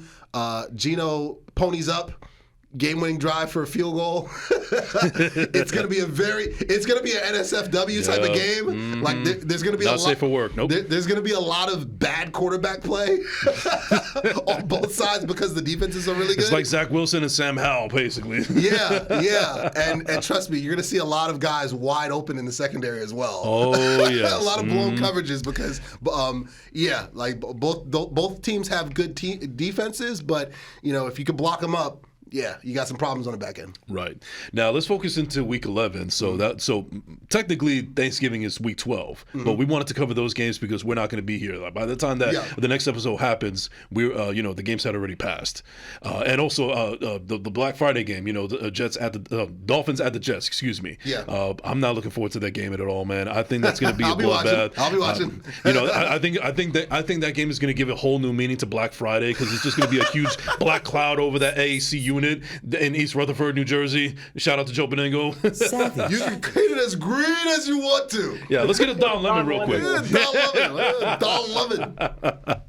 But going back, we'll get that. We'll cross that bridge when we get there, but I have no confidence that the Jets are going to beat the Dolphins. I think it's going to be a horror show. But what's interesting now is that we got tomorrow evening, we got the Jets at the Bills in Buffalo. Yes, sir. Now, the reason I say that it's interesting is because I don't know how to feel about this game because we do have Josh Allen's number as a defense. We know how to stop him. We know how to make him look pedestrian. And it wasn't that hard for it wasn't hard for the Broncos to do that either last week. So the Jets should actually win this, but they play hard in Buffalo. Buffalo, that meaning. Both of them are questionable coaching at this point. Like I don't think Sean McDermott's all of a great head coach anyway. Josh Allen has been a little bit exposed, especially by Broncos in the past couple of games. He certainly isn't that G word. I mean, isn't it true that he has more interceptions than anybody in the league right now this season? Interceptions and turnovers, just in its totality. Yeah, Jalen Hurts is up there too, by the way. Shout out to Joel. Just saying. But yeah, no. So I do feel like this is going to be a low scoring game, but I just don't know how to feel about it because neither teams are looking that good right now. Miami's clearly better than both of them, and that's why they're at the top of the division right now. But this is a must win, and I really can't stress this enough. This is a must win for the Jets if they have any hope of getting into the playoffs at all. Because I saw a stat earlier this week that if the Jets were to win this game against Buffalo, you know what their chances are of making the playoffs? 44%. Yeah. If they lose, what is it? 3%. Yeah. That's alarming. But even that 44 doesn't give me confidence because you still have to go out and steal a game that you should lose. 44 is still better than 3. I get that. I get that. It's fungible. It's something to work with. That's one of my favorite words. Yeah, but one of the Jets are giving me any hope that they could build off of any momentum. But now that Mar's back, there's a part two. There's a part two to keep that same energy. Can I get a diamonds? Can you get 5 diamonds of forever? Can you get 5 of them? By the way, I gotta drop idea in my head that we could do for keep that same energy, but we'll talk about that after the show. It's coming. And I need a Chris Tucker too. I need a Chris Tucker because I've been sitting on this one. I've been sitting on this for a couple. One more. I'm getting this key is this. Woo, this needs to happen. We actually have a caller real quick before I start. Oh. So he called my phone, Marv. Is there possible I could put it to the, or? Okay. All right, the call number is call in at 862-621-9536. Let me tell him this. Bravely. Let me tell him this on the air. Yep. Yo, Deji. Yes, we're on air. Yo, Deji, what's up, dog? Yo. I'm gonna give you the number real quick. Like what? Jason, give him the number real quick. The number for everybody to call is 862-621-9536. That is 862-621-9536. It's also in the chat right now. Yeah, it's in the chat. Call that number. We're live. Okay, so we'll call that number. Okay. All right, got it. Yes. So shout out to Deji. Shout out to Deji, our first caller at your BTV Sports. Yes, sir. We're making moves now, baby. Yes, We're making moves. Yes, sir. But I was all hyped to get to go in on Josh Allen, but No, it's cool. This is a part 2 that keep that same energy. This is part 2 keep that same energy until Deji calls, if he does call. But no. So that G word. Josh Allen has gotten that G word, and he's got a pass from national clown shows for months and years now. He's got the most turnovers of any quarterback actively playing right now, not just for this year, but since 2018, he's been a turnover machine. He's overrated for the longest. He's not. We got to call him. We'll pause it right there. Yeah, we got our first caller. Let's go to Deji, and where's he from? Deji's from he's in somewhere in South Jersey. I think Cherry Hill. All right, let's just Deji in South Jersey. Go ahead, Deji. Deji, what's up, my brother? What's going on, bro? What's up, dog? What's up, dog? You're live here on BTV Sports, live from Bravery Studios in Garfield, New Jersey. You guys are amazing. You guys are too funny. Thanks, dog. Appreciate it. We were just about to continue to flame broil Josh Allen like a whopper. But real quick, I got a question for you, but what's your question first? Since you're the first caller, what's your question for us? Well, I mean, I think the guys should go Marvin, but. Do you think they're gonna go with the wide receiver or just go for the QB? Oh, you're talking about the Giants. What you guys are gonna do in the first round? Giants. Well, the first round. Well, again, I think you guys should. I'll pass it to Jason real quick, but I think you guys should, like I mentioned earlier in the show, I think you guys should go for the quarterback. I think you guys are going to finish somewhere in the number 2 to 5 pick in that range. That's it. And Tyrod Taylor comes back, you guys are going to finish better than that. Yeah. But I think you guys are going to finish between 2 and 5, and I think you guys are going to take a quarterback. You guys are going to either take May from North Carolina, Bo Nix from Oregon, or Penix from Washington. Although you guys don't draft black quarterbacks, I think it'll be either May, Savage, May or Bo Nix. That is Savage. That's Savage right there. Mm-hmm. Savage right there. I think you guys are gonna take a quarterback. Savage. Yeah. Now, as far as I'll tell you what the Giants should do. Actually, they should draft a quarterback. They already announced that Daniel Jones will be back for next season. But at this point, I think it's going to be like a Kurt Warner situation where they drafted Eli, and then afterwards they had Kurt Warner as a starter, and then afterwards they went to Eli afterwards, even though they were 5-4. I don't think that's going to happen. But it is also going to leave enough time for Brian Daboll and the coaching staff to develop whoever they draft. And also, besides drafting a quarterback, you guys have to do something about that offensive line. I think that you guys should definitely look into free agency, even though that's a little bit of a tall task to order. And also look in the draft, because right now Evan Neal is not it. Nope. The only person that I trust on the offensive line is Andrew Thomas. I can't say can't stay healthy. That's the problem. He can't Yeah, stay healthy. and that says a lot when that's the only guy that you can rely on when durability is not his best ability. So you guys definitely have to look at that offensive line. I don't know if Justin Pugh is going to come off the couch again and play for you guys for another season. Stayed on the couch. Yeah, but that's the route that I think you guys should go at. You guys should focus on the offense. Also, try to find an insurance policy for Saquon because we don't know how long he's going to last or if he wants to stay as a Giant. But we don't know where that is. I can't get into his head. But if I was running the New York Giants, that's what I would do as far as next year is concerned. I think about it this way, though. Saquon's not going to be there next year. He's not going to be there. After what he said this week, he's not coming back. Saquon's out. Daniel Jones is going to be such a hard cap it to get away from. So he's going to start next season. So why draft a quarterback? Well, here's why you guys have to. Do you trust going further with Danny Dimes, yeah, Danny Pennies? That's the thing. Do you believe after what you've seen for how many years now he's been a starter? This is his fifth year. This is his fifth year, bro. Do you feel like Daniel Jones can consistently compete with Dak Prescott and Jalen Hurts for the next decade? I agree. He's not a top quarterback, but at the same time, that's a bad contract to get away from. Well, you guys, let me jump in real quick because we're gonna wrap with you real quick. But what I'll say this is, you guys can get out of this contract after next year. That is correct. After next year, it is a 4-year contract, but they can get out of it at 2. So that's why I got to give a lot of credit to Joe Shane because he made it palpable for them to actually have an insurance policy, for lack of a better term, if it doesn't work out with Daniel Jones. And that goes to show that they didn't have a lot of confidence in him if they were actually have to put some intricacies into the contract. Yeah. So. But it wasn't even Joe Shane's fault though. Mara is the reason why. I'm glad you mentioned that. We'll end with this point too.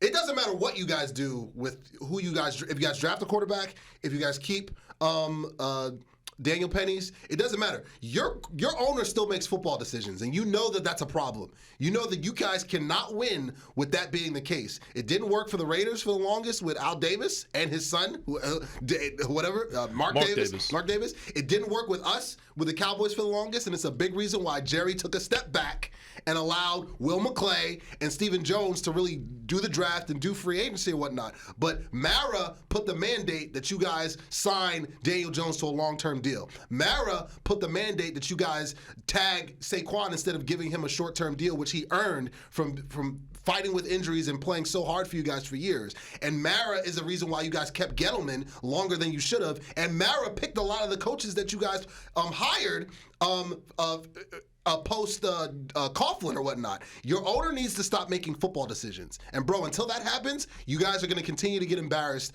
every time you play the Eagles or the Cowboys or the best teams in the league. It's just facts, man. I'm sorry. Now, I also have a question for you. If you have a point, I'll let you make it. But then afterwards, I'll ask you the question. Do you have a point following up on that? I mean, I'm just saying. He's reminding me of Jerry Jones right now. So. All right.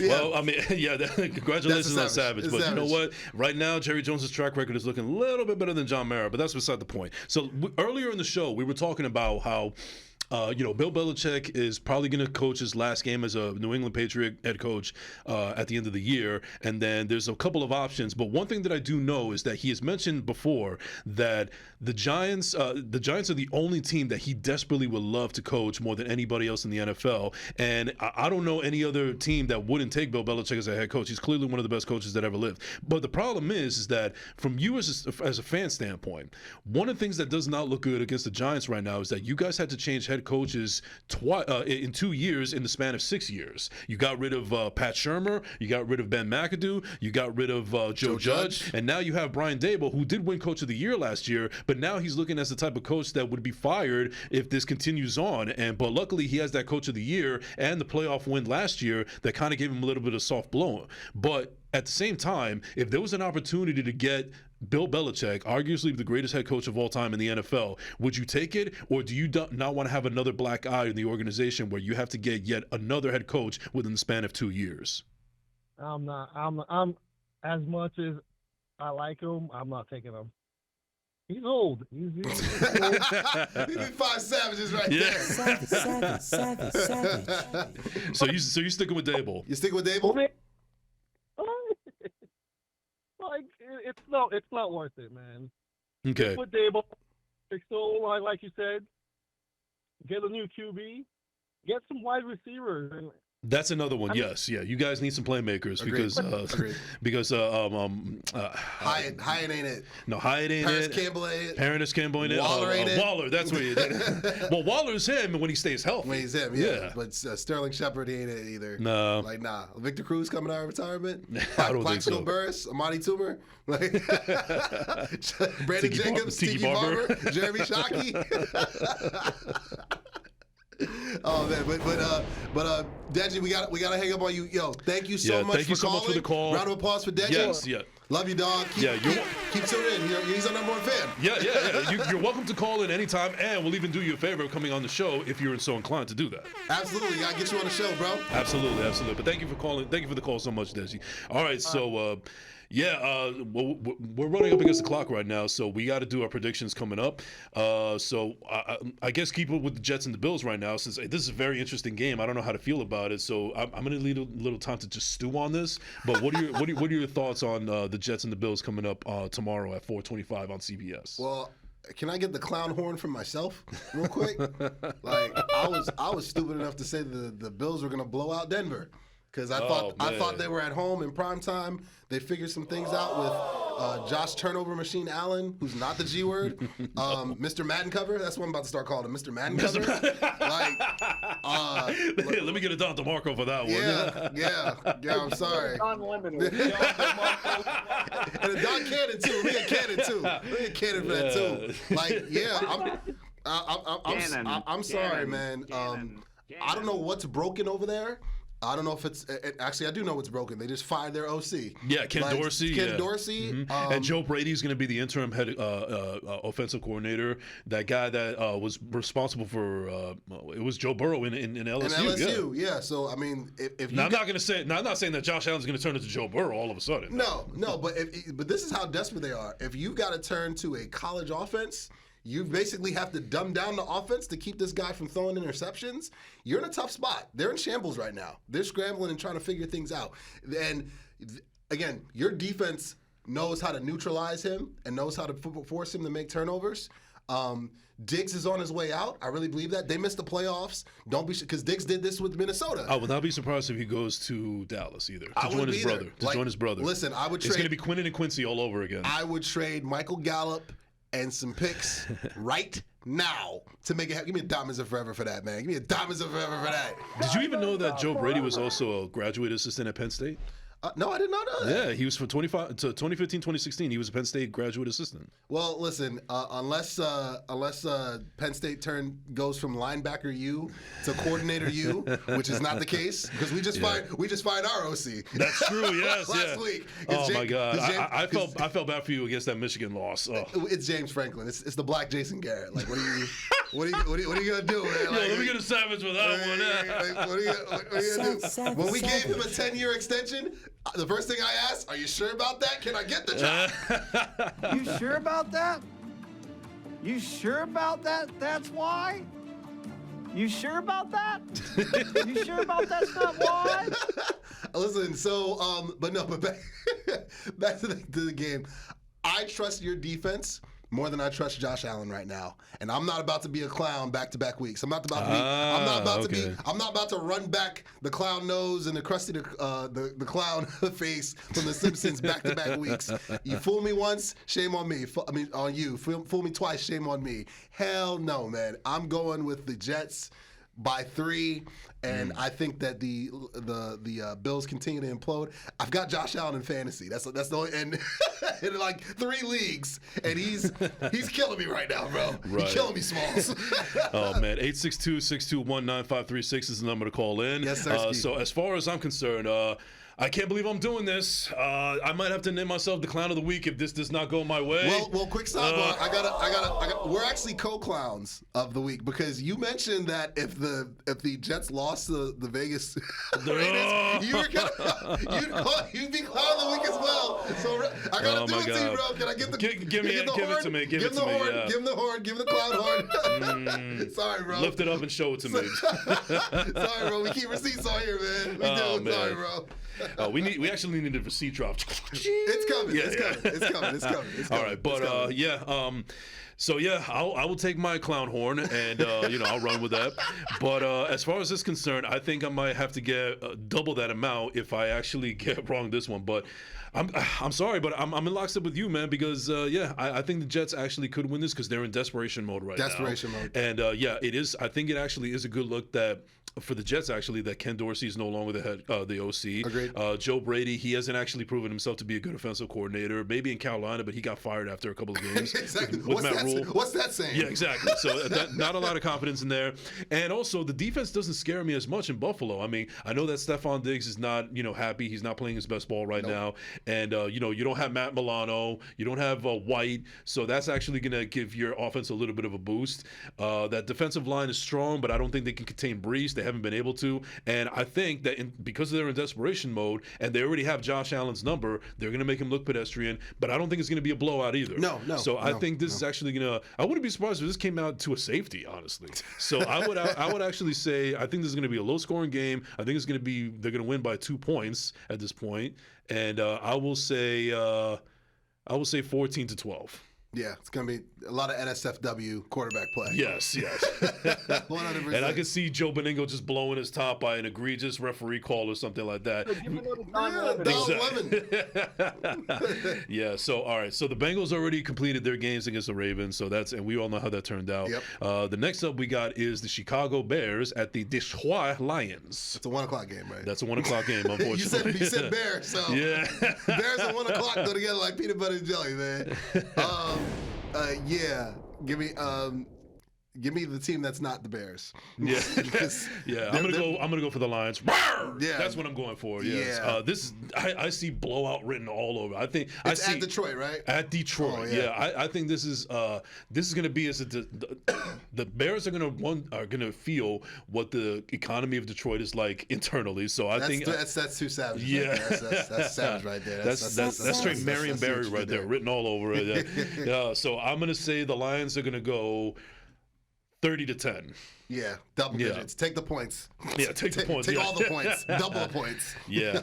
Now, this actually but earlier in the year, you would have thought that, wow, this game is repug. I'm talking about repug. But now, Houston has actually changed a lot of the scope of things now. Yep. It's a 1 o'clock game regardless because they are going against the worst team in the NFL, arguably, and that is the Arizona Cardinals. It's the Arizona Cardinals at the Houston Texans. Give me the Texans with the points. Yeah. CJ Stroud is going to be the offensive rookie of the year. And he's going to get some MVP votes. Mark my words. He's playing absolutely. on that level. Yeah, he right now, as the kids say, he is him. He is him. Yeah. Capital H, capital I, capital M. Mm-hmm. Yeah. So give me the Texans and the points. And the Cardinals are what? Not. They're basura. Yeah. Just like the B on a Boston Red Sox side. Yeah. Facts. But I'm looking at the game right now. I would. Go under 48.5. Yeah, so absolutely. That is not going to be a low-scoring game unless C.J. Stroud actually throws 5 or 6 touchdowns, which actually could be very possible in this game. Yeah. Very possible. So you know what? Just take the points. Just take the points. Take the points. This is another dreadful repug game. You got the Chargers at the Packers at Green Bay. It's hard to trust Staley because he wants to get fired. I think he's trying to get fired at this point. Yeah, but the quarterback is the big difference here. I mean, Justin Herbert over Jordan Love. Yes. And the Packers' offensive line, they're not going to be able to hold Bosa and Mack. And that's the issue. Because, again, you block those guys, they have the 32nd ranked secondary. The only secondary that's remotely as bad as LA's is Philly's. Honestly, like statistically, like the Phillies got the 29th ranked secondary, the Chargers got the 32nd. They're in the same ballpark. You know what I mean? So, give me Herbert over Love. There's no love over there. Ain't no love in the city. So shout out to Jay-Z. Shout out to Jig Man. Give me the Chargers. Go Chargers. We gotta get that drop. Is that your father? No, that's Arnold Schwarzenegger. Man. Oh, that's true. He was the governor. Yeah. I'm sorry. I heard a little Nigerian in there. I'm sorry. You belong to me. You're not gonna have your mommy stand behind you anymore. Have your little cushions. No more complaining. No more Mr. Kimball have to go to the bathroom. Nothing.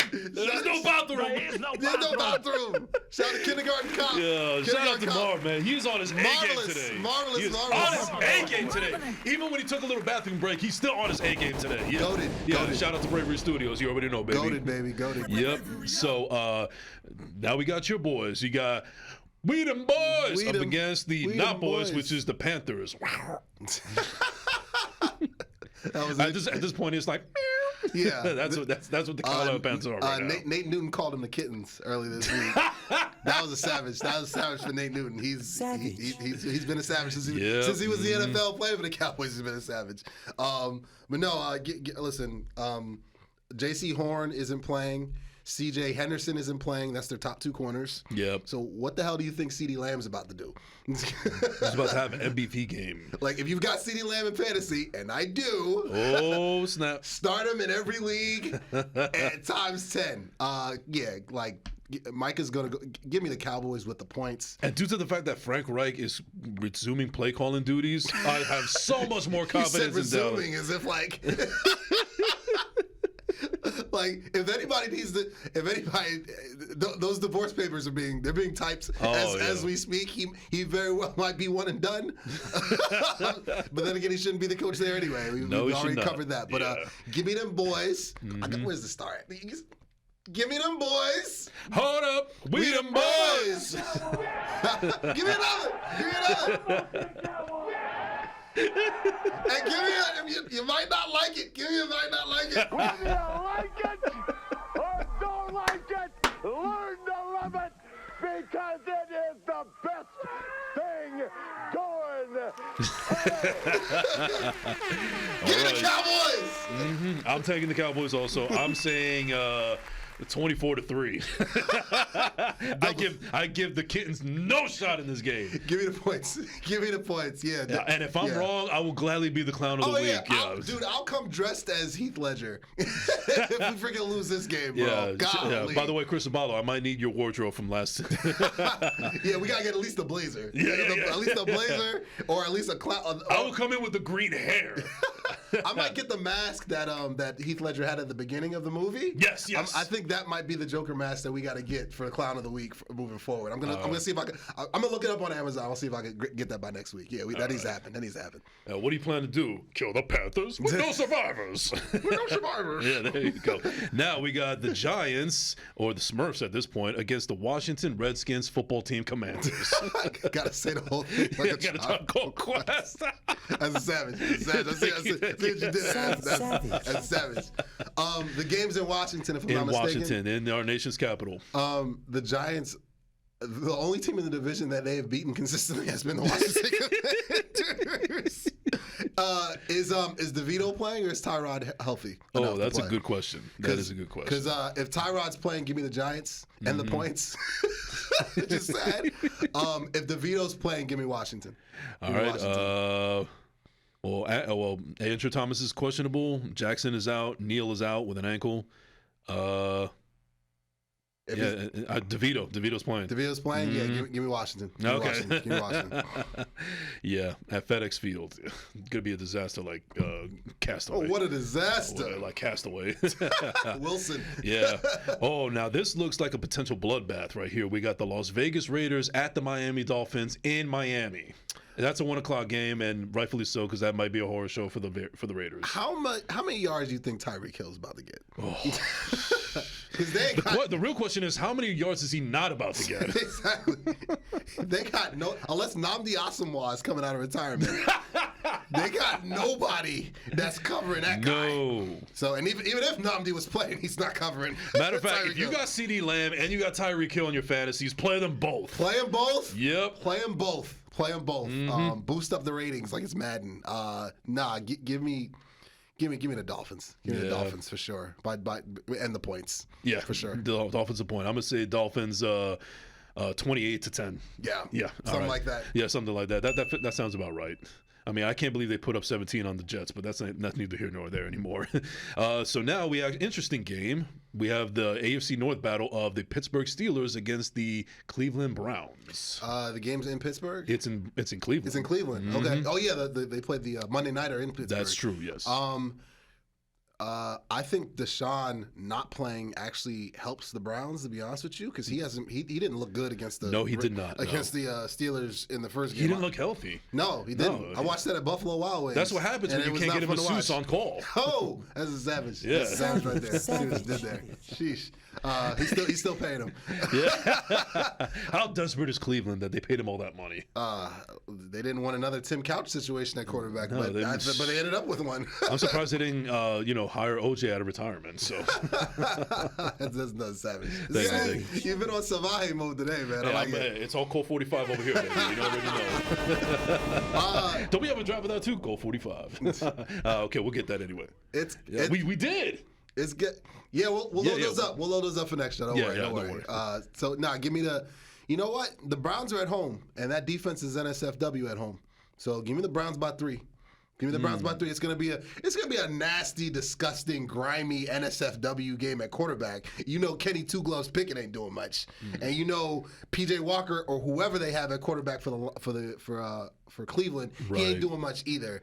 Give me the Browns 12-6, something like that. Yeah, Browns are a 1.5 favorite. Yeah, because they're at home. They're at home. They're filthy at home with that defense. Yeah. Like Kenny Two Gloves ain't doing much. No, trust me. I'll say 17-14. I'm going to go with going to Brownies? Cleveland. Yeah, Okay. I'm going to go with the Brownies All here. right, Yep. keep it going. Yeah, so next we have the Tennessee Titans against the Jacksonville Jaguars. That's another 1 o'clock game. Oh man, is it in It's in Jacksonville. It's in Jacksonville? Mm-hmm. Just when I tried to give Will Levis some flowers last week. Will Levi's at this Will point. Levi's. Give me 2. Tell me when I'm telling lies. Give me 2 of those real quick, man. Tell me when I'm telling lies. Tell me when I'm telling lies. Hey, yo, Will Levis, man. I tried to give you some love. I tried to get that apology going, and what happens? I almost lost my fantasy game because I had no choice but to start him because Patrick Mahomes was on his bye week. Yeah. I start him, and he looked like trash. He looked like the Will Levis I was waiting for him to be. All right, so the real Will Levis stood up. He stood up, right with Eminem right behind him. He's like, "Yes, this guy is the guy who couldn't beat out Sean Clifford at Penn State. That guy.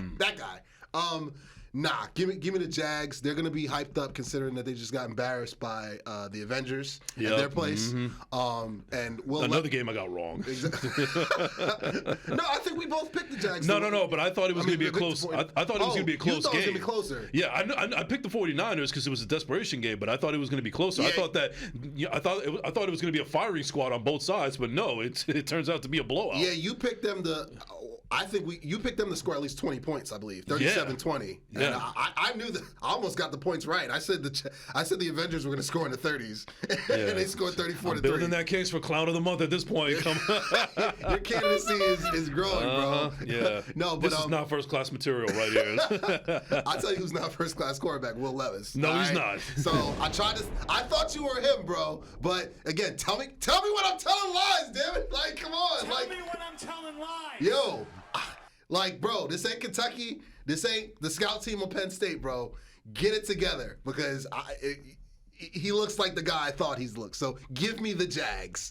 Give me the Jags. Give me the Jags. Give me the Jags. Nice. Okay. All right. I'm gonna lockstep with you. Will Levis is not him, as the kids say. No. This is gonna be 27-17. Yeah, they're not gonna score a lot of points. No.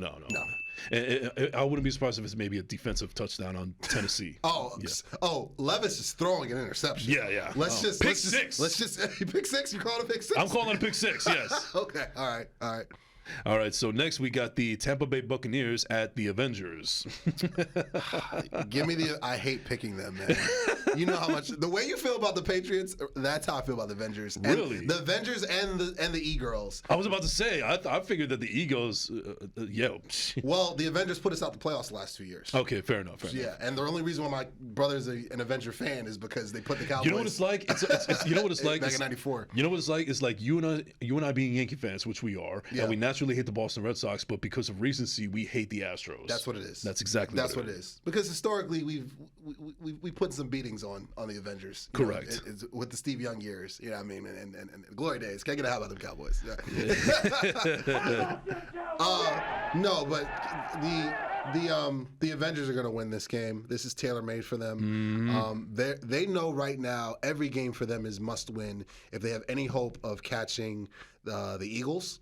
And especially when they play the Eagles in a couple weeks, that's going to be for everything in the world. If they still think they can get the 1 seed, and really there's about 4 teams that are in the running for that 1 seed because it's not locked up with Philly yet. It's obviously Philly who leads it. It's the Avengers, it's the Cowboys, and it's the Lions. One of those teams is going to get the 1 seed.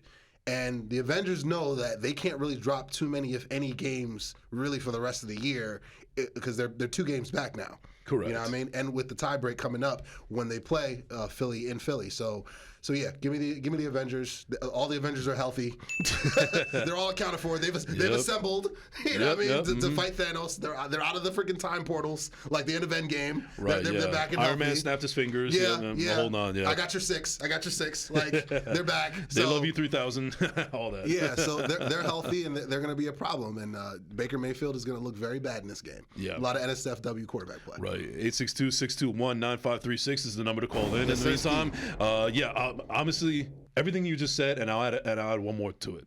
Kyle Shanahan over Todd Bowles. I think Todd Bowles is going to do an egregious coaching error that's going to cost him the game even more. And I would not be surprised because Todd Bowles has a history of this, of heavily penalized plays. So, yeah, I'm going to say the 49ers easily 30-12. Yeah, something like that. Yeah. All right. That's not even a real football score game, but you never know with Todd Bowles. Yeah. Anyway, so we got the Seattle Seahawks at the Los Angeles Rams. With your boy Kellen Less calling plays. Give me DK Metcalf going off. I don't know if Matt Stafford is he playing? Is he still? They got Carson Wentz. Remember? Oh, they did because I don't know if. See, Stafford's injury to his hand or wrist or whatever is very similar to Burrow's. I don't know if it's as serious, but it's in the ballpark. Right. Because it was pretty bad. I don't even know how he played, the amount of plays they played against Dallas, when he hurt it or whatnot. So if Carson Wentz is under center, I don't know. Again, you want to talk about trash? Give me 5 trashes for them, man.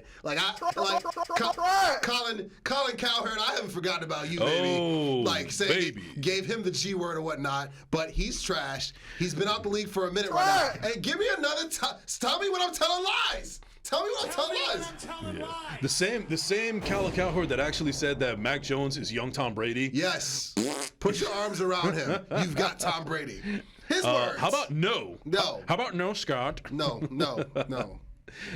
But anyway, again, if you have DK Metcalf on your fantasy, play him. Start him. Yep, absolutely. I think Geno will definitely do good against these, this Rams. It's not a good team. No, it's not. I don't care if you have Aaron Donald. I think Aaron Donald will get at least 2 sacks, but that's about it. That's going to be the only highlights. Yeah. Give me the Seahawks. I'm going to go 20 to 14. Give me 24-14. All right. And then we got the Minnesota Vikings at the Denver Broncos. That's a Sunday night game. I can't believe I'm saying this. I think that they're working it out in counseling. I don't think the divorce the divorce tell me when I'm telling lies, bro. I'm sorry. Tell me when I'm telling lies. Dr. Phil is in, ladies and gentlemen. They've worked things out. The counseling's working. I think that McVay and they're sleeping in the same room now. Yeah, I think Russell Wilson found a new move that Peyton likes now. Yeah, I think Sierra came in and gave some counseling. Let me get a savage for that one. Savage. I'm sorry, they are playing. They're playing for him. They're playing hard for Sean Payton. They're playing for Russ. I think all the memes and this, that, and the third. I think just Jordan meme that drop's coming. I took that personally. Yeah. The Broncos defense and their players, Jerry Jeudy included. They're playing and Williams from Javon Williams from North Carolina. That is correct. Yes. They're playing hard, man, and they understood that 70-point failure that they had against the Dolphins. I don't know how freaking their DC kept his job after that, but he did, and they've been one of the better defenses in the league. They've beaten Kansas City and Buffalo. They've beaten Patrick Mahomes and Mr. Madden in the same season. Like, you got to give the Broncos credit. Round of applause for the Broncos, bro. I can't believe I'm doing this. I can't believe it either. I can't believe it either. I don't think the divorce is it might end. It might, but then again, it's a lot of ball left. So but as of right now, I gotta go with the Broncos. I have to. I can't believe this, but I'm actually going with the Broncos as well. I think that Josh Dobbs is going to have to come back to reality at some point. I think that Minnesota's hiding, they're riding a high that they weren't expecting, but I think they may get a little too cocky for their own good. Games in Denver, right? Games in Denver, yeah. Yep. I don't think that Minnesota can handle the altitude there, possibly. So yeah, give me the Broncos. I don't think it's going to be a great game. I don't think it's going to be a high-scoring game. You're going to have Chris Collinsworth saying some kind of unnecessary innuendo, especially what we just discussed right now. Here's a guy. Yeah, here's a guy. Here's a guy. That's actually a little foreshowing, by the way. That drop is coming too. Chris Collinsworth drop is coming. Give me the Broncos. I'm gonna say 21 to 14. 21-17 for me. All right. And then finally, Monday night, we have this actually a pretty interesting game. We got the Philadelphia Eagles against the Kansas City Patrick Mahomes. Oh my God. Or the Swifties, I should say. The Kansas City Swifties. Marv, I need you to cue that. Tell me when I'm telling lies. Tell me when I'm telling lies. One more time. Tell me when I'm telling lies. Yo, so we're gonna throw that G word around. Yeah. Like, I've seen a bunch of lists come out that have Jalen Hurts ahead of Patrick Mahomes. Mm-hmm. I'm looking at you now, bro. Like, how do you think I should respond to that? Do you really want me to respond to that? I'll say it for your side. To America. Give me another one, man. Tell me when I'm telling lies. Who do you think is the better quarterback coming into this game? Let's play this game.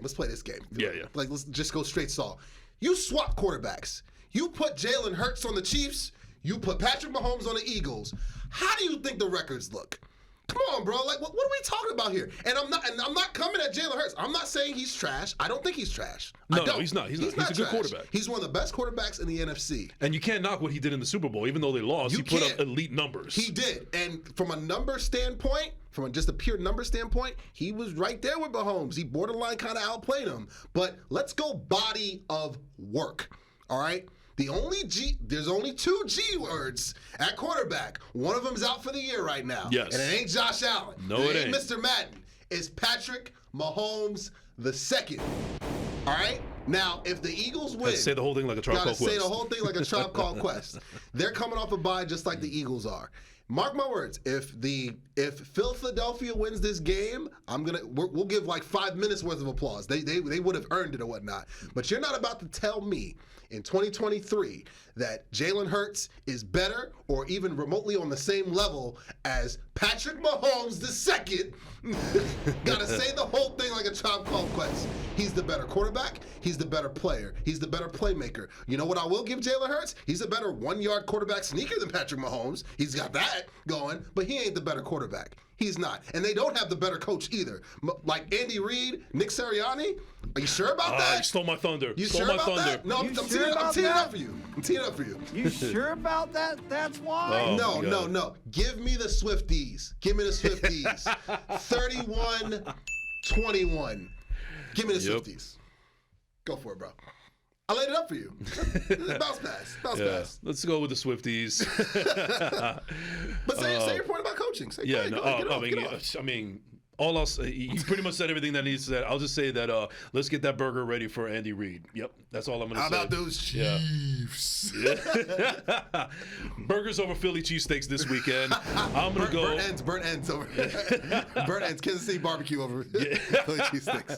Yeah. I'm going to go with the Swifties here. I'm going to say Chiefs 34-27.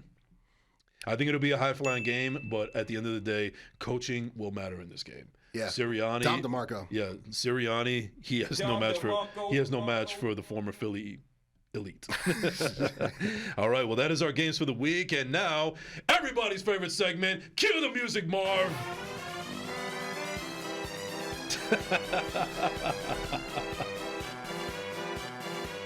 I'm Millie rocking to it. 862-621-9536 is the number to call in. Who is your clown of the week? Oh man, this one pains me, man. Oh really? This one pains me. It's I I'm an equal opportunist. It's the girls. Oh my God, I knew you were going here. I think you know where I'm going here. Oh yeah. It goes for the girls. And it goes for the guys. And isn't she also she a former Clown of the Week? No, she's not. Oh, okay. She's not. She's okay, not. all right. So and again, we're inclusive on this show too. So, yes. You know what I mean? We don't care about race, ethnicity, sexual orientation. No, none if of you that clown, stuff, you bro. clown. You're a clown, you're a clown. All right. The nose is inclusive. All right. So Perfect. so listen, I have a degree in journalism broadcast journalism from the great Penn State University, State College. But keyword in there, journalism. It's why I fell in love with sports media. It's why I'm sitting here. It's how I got to this point, sitting next to this lovely guy with the lovely hair. You know what I mean? Bobby Cavanagh Jr. over here. So, listen, journalism, bro. Journalism. I know the difference between sports entertainment and sports journalism. Shout out to round of applause for all the ladies in journalism. Lisa Salters, Jane Slater. You know what I mean? Diana Rossini. Yeah, keep them coming. Keep them coming. You see what I'm saying? You girls, and I understand it's tough and it's a white male-dominated field that's oversaturated. It took me damn near 10 years to break into the business, in sports media and sports entertainment. So, and I'm a person of color and a man at that. You know what I mean? So when someone comes out and makes comments that are clownish, I don't, and mind you, so listen, this hurts. Carissa Thompson, come on down, man. Oh no! And we follow each other on Twitter. On Oh Twix. On Twix. Yes, yeah. we do. And I pray to get to meet her one day. And plus, I've been in love with her for the longest. But it's just like, for her to say those comments, and she's tried to Michael Jackson moonwalk from them. But they're already out there in the metaverse, girl. I'm sorry. You can't say that you with joy, freaking made up sideline reports. You said that you said it jokingly and said it like with 10 toes down. Yeah, I used to make up sideline reports when I couldn't talk to coaches or whatnot. Can I get sure about that? You sure about that? You sure about that? You sure about that? That's why? You sure about that? You sure about that's not why? There are women in this industry and people of color in this industry that have been trying and breaking their backs to get in and get one of those sideline TV jobs for a national outlet or a prominent outlet. And you got one with the NFL Network. You got one with TNF. And you had one with Fox Sports before that. And you had one with ESPN before that. You know what I mean? So for you to come out and say that is a slap in the face to every woman and every person of color that's been trying to break into that industry. They came out in droves on Twitter and X and all the social media outlets denouncing what you said, making up reports. Come on. It's bad enough that in a male-dominated sector that people already look down on women trying to break into the industry and looking down at people of color in that industry. It's bad enough that they look down on us and look down on them. But for you to say that comment, clownish. And it's an indictment and a slap in the face to everybody that has broken through and is still trying to break through and work their way up. You're a clown for that comment, girl. I'm sorry. And you can backtrack. I really don't like that. Big facts. Shout out to 50. You can't make those type of comments and stand by that. And again, shout out to all the ladies. One more time, round of applause for all the ladies who came out and put a foot down. Listen, Maria Taylor, I forgot her as well. Mm-hmm. Michelle Beadle. Come on, man. They can't. Yeah, Lisa. Again, one more time, Lisa Salters. Rachel Nichols as well. There's so many. So Joy Taylor as well. Joy Taylor, she's been a clown of the week, but I give her props for making her strides and so forth. So yeah, you get a clown for that, girl. Those comments were crazy. Yeah, I'm in lockstep with you. Now, I first of all, I want to appreciate. Good job, Mark. I appreciate everything that you said right there. I think it needed to be said, and I'm in complete lockstep with you. Now, mine won't be as nearly as egregious as yours, but this person was a clown in the week in the making. Oh, I got to do your job. He's been waiting all week for Clown of the Week. Go ahead. So, This person is very well known in, broadcasting. He is a color commentator. He said some very questionable things that cause people to say pause. I foreshadowed it earlier. I've been waiting for this time, and the reason why he's my clown of the week is because he is too much of a cheerleader in the booth, especially with this last game with the Jets and the Raiders. Antonio Pierce, he's this great guy, and look at how he's doing all these things. And I felt like I was watching a Raiders broadcast, and this is nationally televised. What are we doing here? Where's the professionalism? Why are you making those comments? And why do you keep on? Why do they have compilations on YouTube of you being sus? So I'm sorry. So my clown of the week is Chris Collinsworth. Everything that you say is suspect. I can't stand your takes. I can't stand your pom-poms. And right now I have an empty water bottle, and it looks like we're simpatico because right now, the only word that I can think of right now is thirsty. Thank you very much, ladies and gentlemen. Give me a Ric Flair. Give me a Ric Flair. Give me a Ric Flair. Diamonds are forever. That was very David Letterman, by the way. Hey, you might not like it. You might not like it for that. I need it. Don't like it. Learn to love it because it is the best thing going today. And real quick, we're up against the clock right now, but I just want to say that my hero of the week is my radio hero in sports, Joe Beningo. Congratulations on making 1.3 million downloads on the Yo the Pain podcast. I almost said Yo the Pain podcast. that's like the cross between us and his podcast. Yeah. But shout out to Joe Beningo. You are a legend. We love you, and thank you for inspiring me to step into this platform, and thank you for being overall a good friend. So you are my hero of the week. You're almost my hero forever, Joe Beningo. Big Yazzie's there. My hero of the week. I gave him his flowers early. Cedarian Lamb. CD Lamb, baby! Of the Dallas Cowboys. Actually, I'm sharing it. CD Lamb and Brandon Cooks. Those of them. They're going to share it. They're going to share it. All right. They're going hand in hand. Hand in hand right there. Listen, CD is doing historic things, and bring that arrow out. Right. Bring that arrow out. Brandon Cooks is cooking too. So, CD, Brandon, keep it going this week. We're gonna need you guys if we're gonna end this title drought, hopefully this year. But yeah, they're my heroes, man. Yeah, sure, and an honorary hero of the week for me is always Marv at Bravery Studios behind the glass. Thank you for everything that you do here, bro. We really appreciate it. This has been a fun platform. I'm not talking like this is over because this is just the beginning. Just getting started, man. Yeah, I love it, man. So yeah, thank you everybody for watching in. Thank you to your boy for calling in. Deji, our very first caller, Deji. Appreciate you, dog. Definitely, and tune in next week when we will have as I first mentioned, Joe Beningo's son-in-law. Oh yeah, yeah. Shout out to Andre Green. He will join us next week on Yo BTV Sports. Don DeMarco for that. A whole Don Lemon, everything. But ladies and gentlemen, that is going to do it for us at this episode of Yo BTV Sports, live from Bravery Studios in Garfield, New Jersey. I'm Jason Enrique. That's Hugo Boy. That's Marvelous. We are out.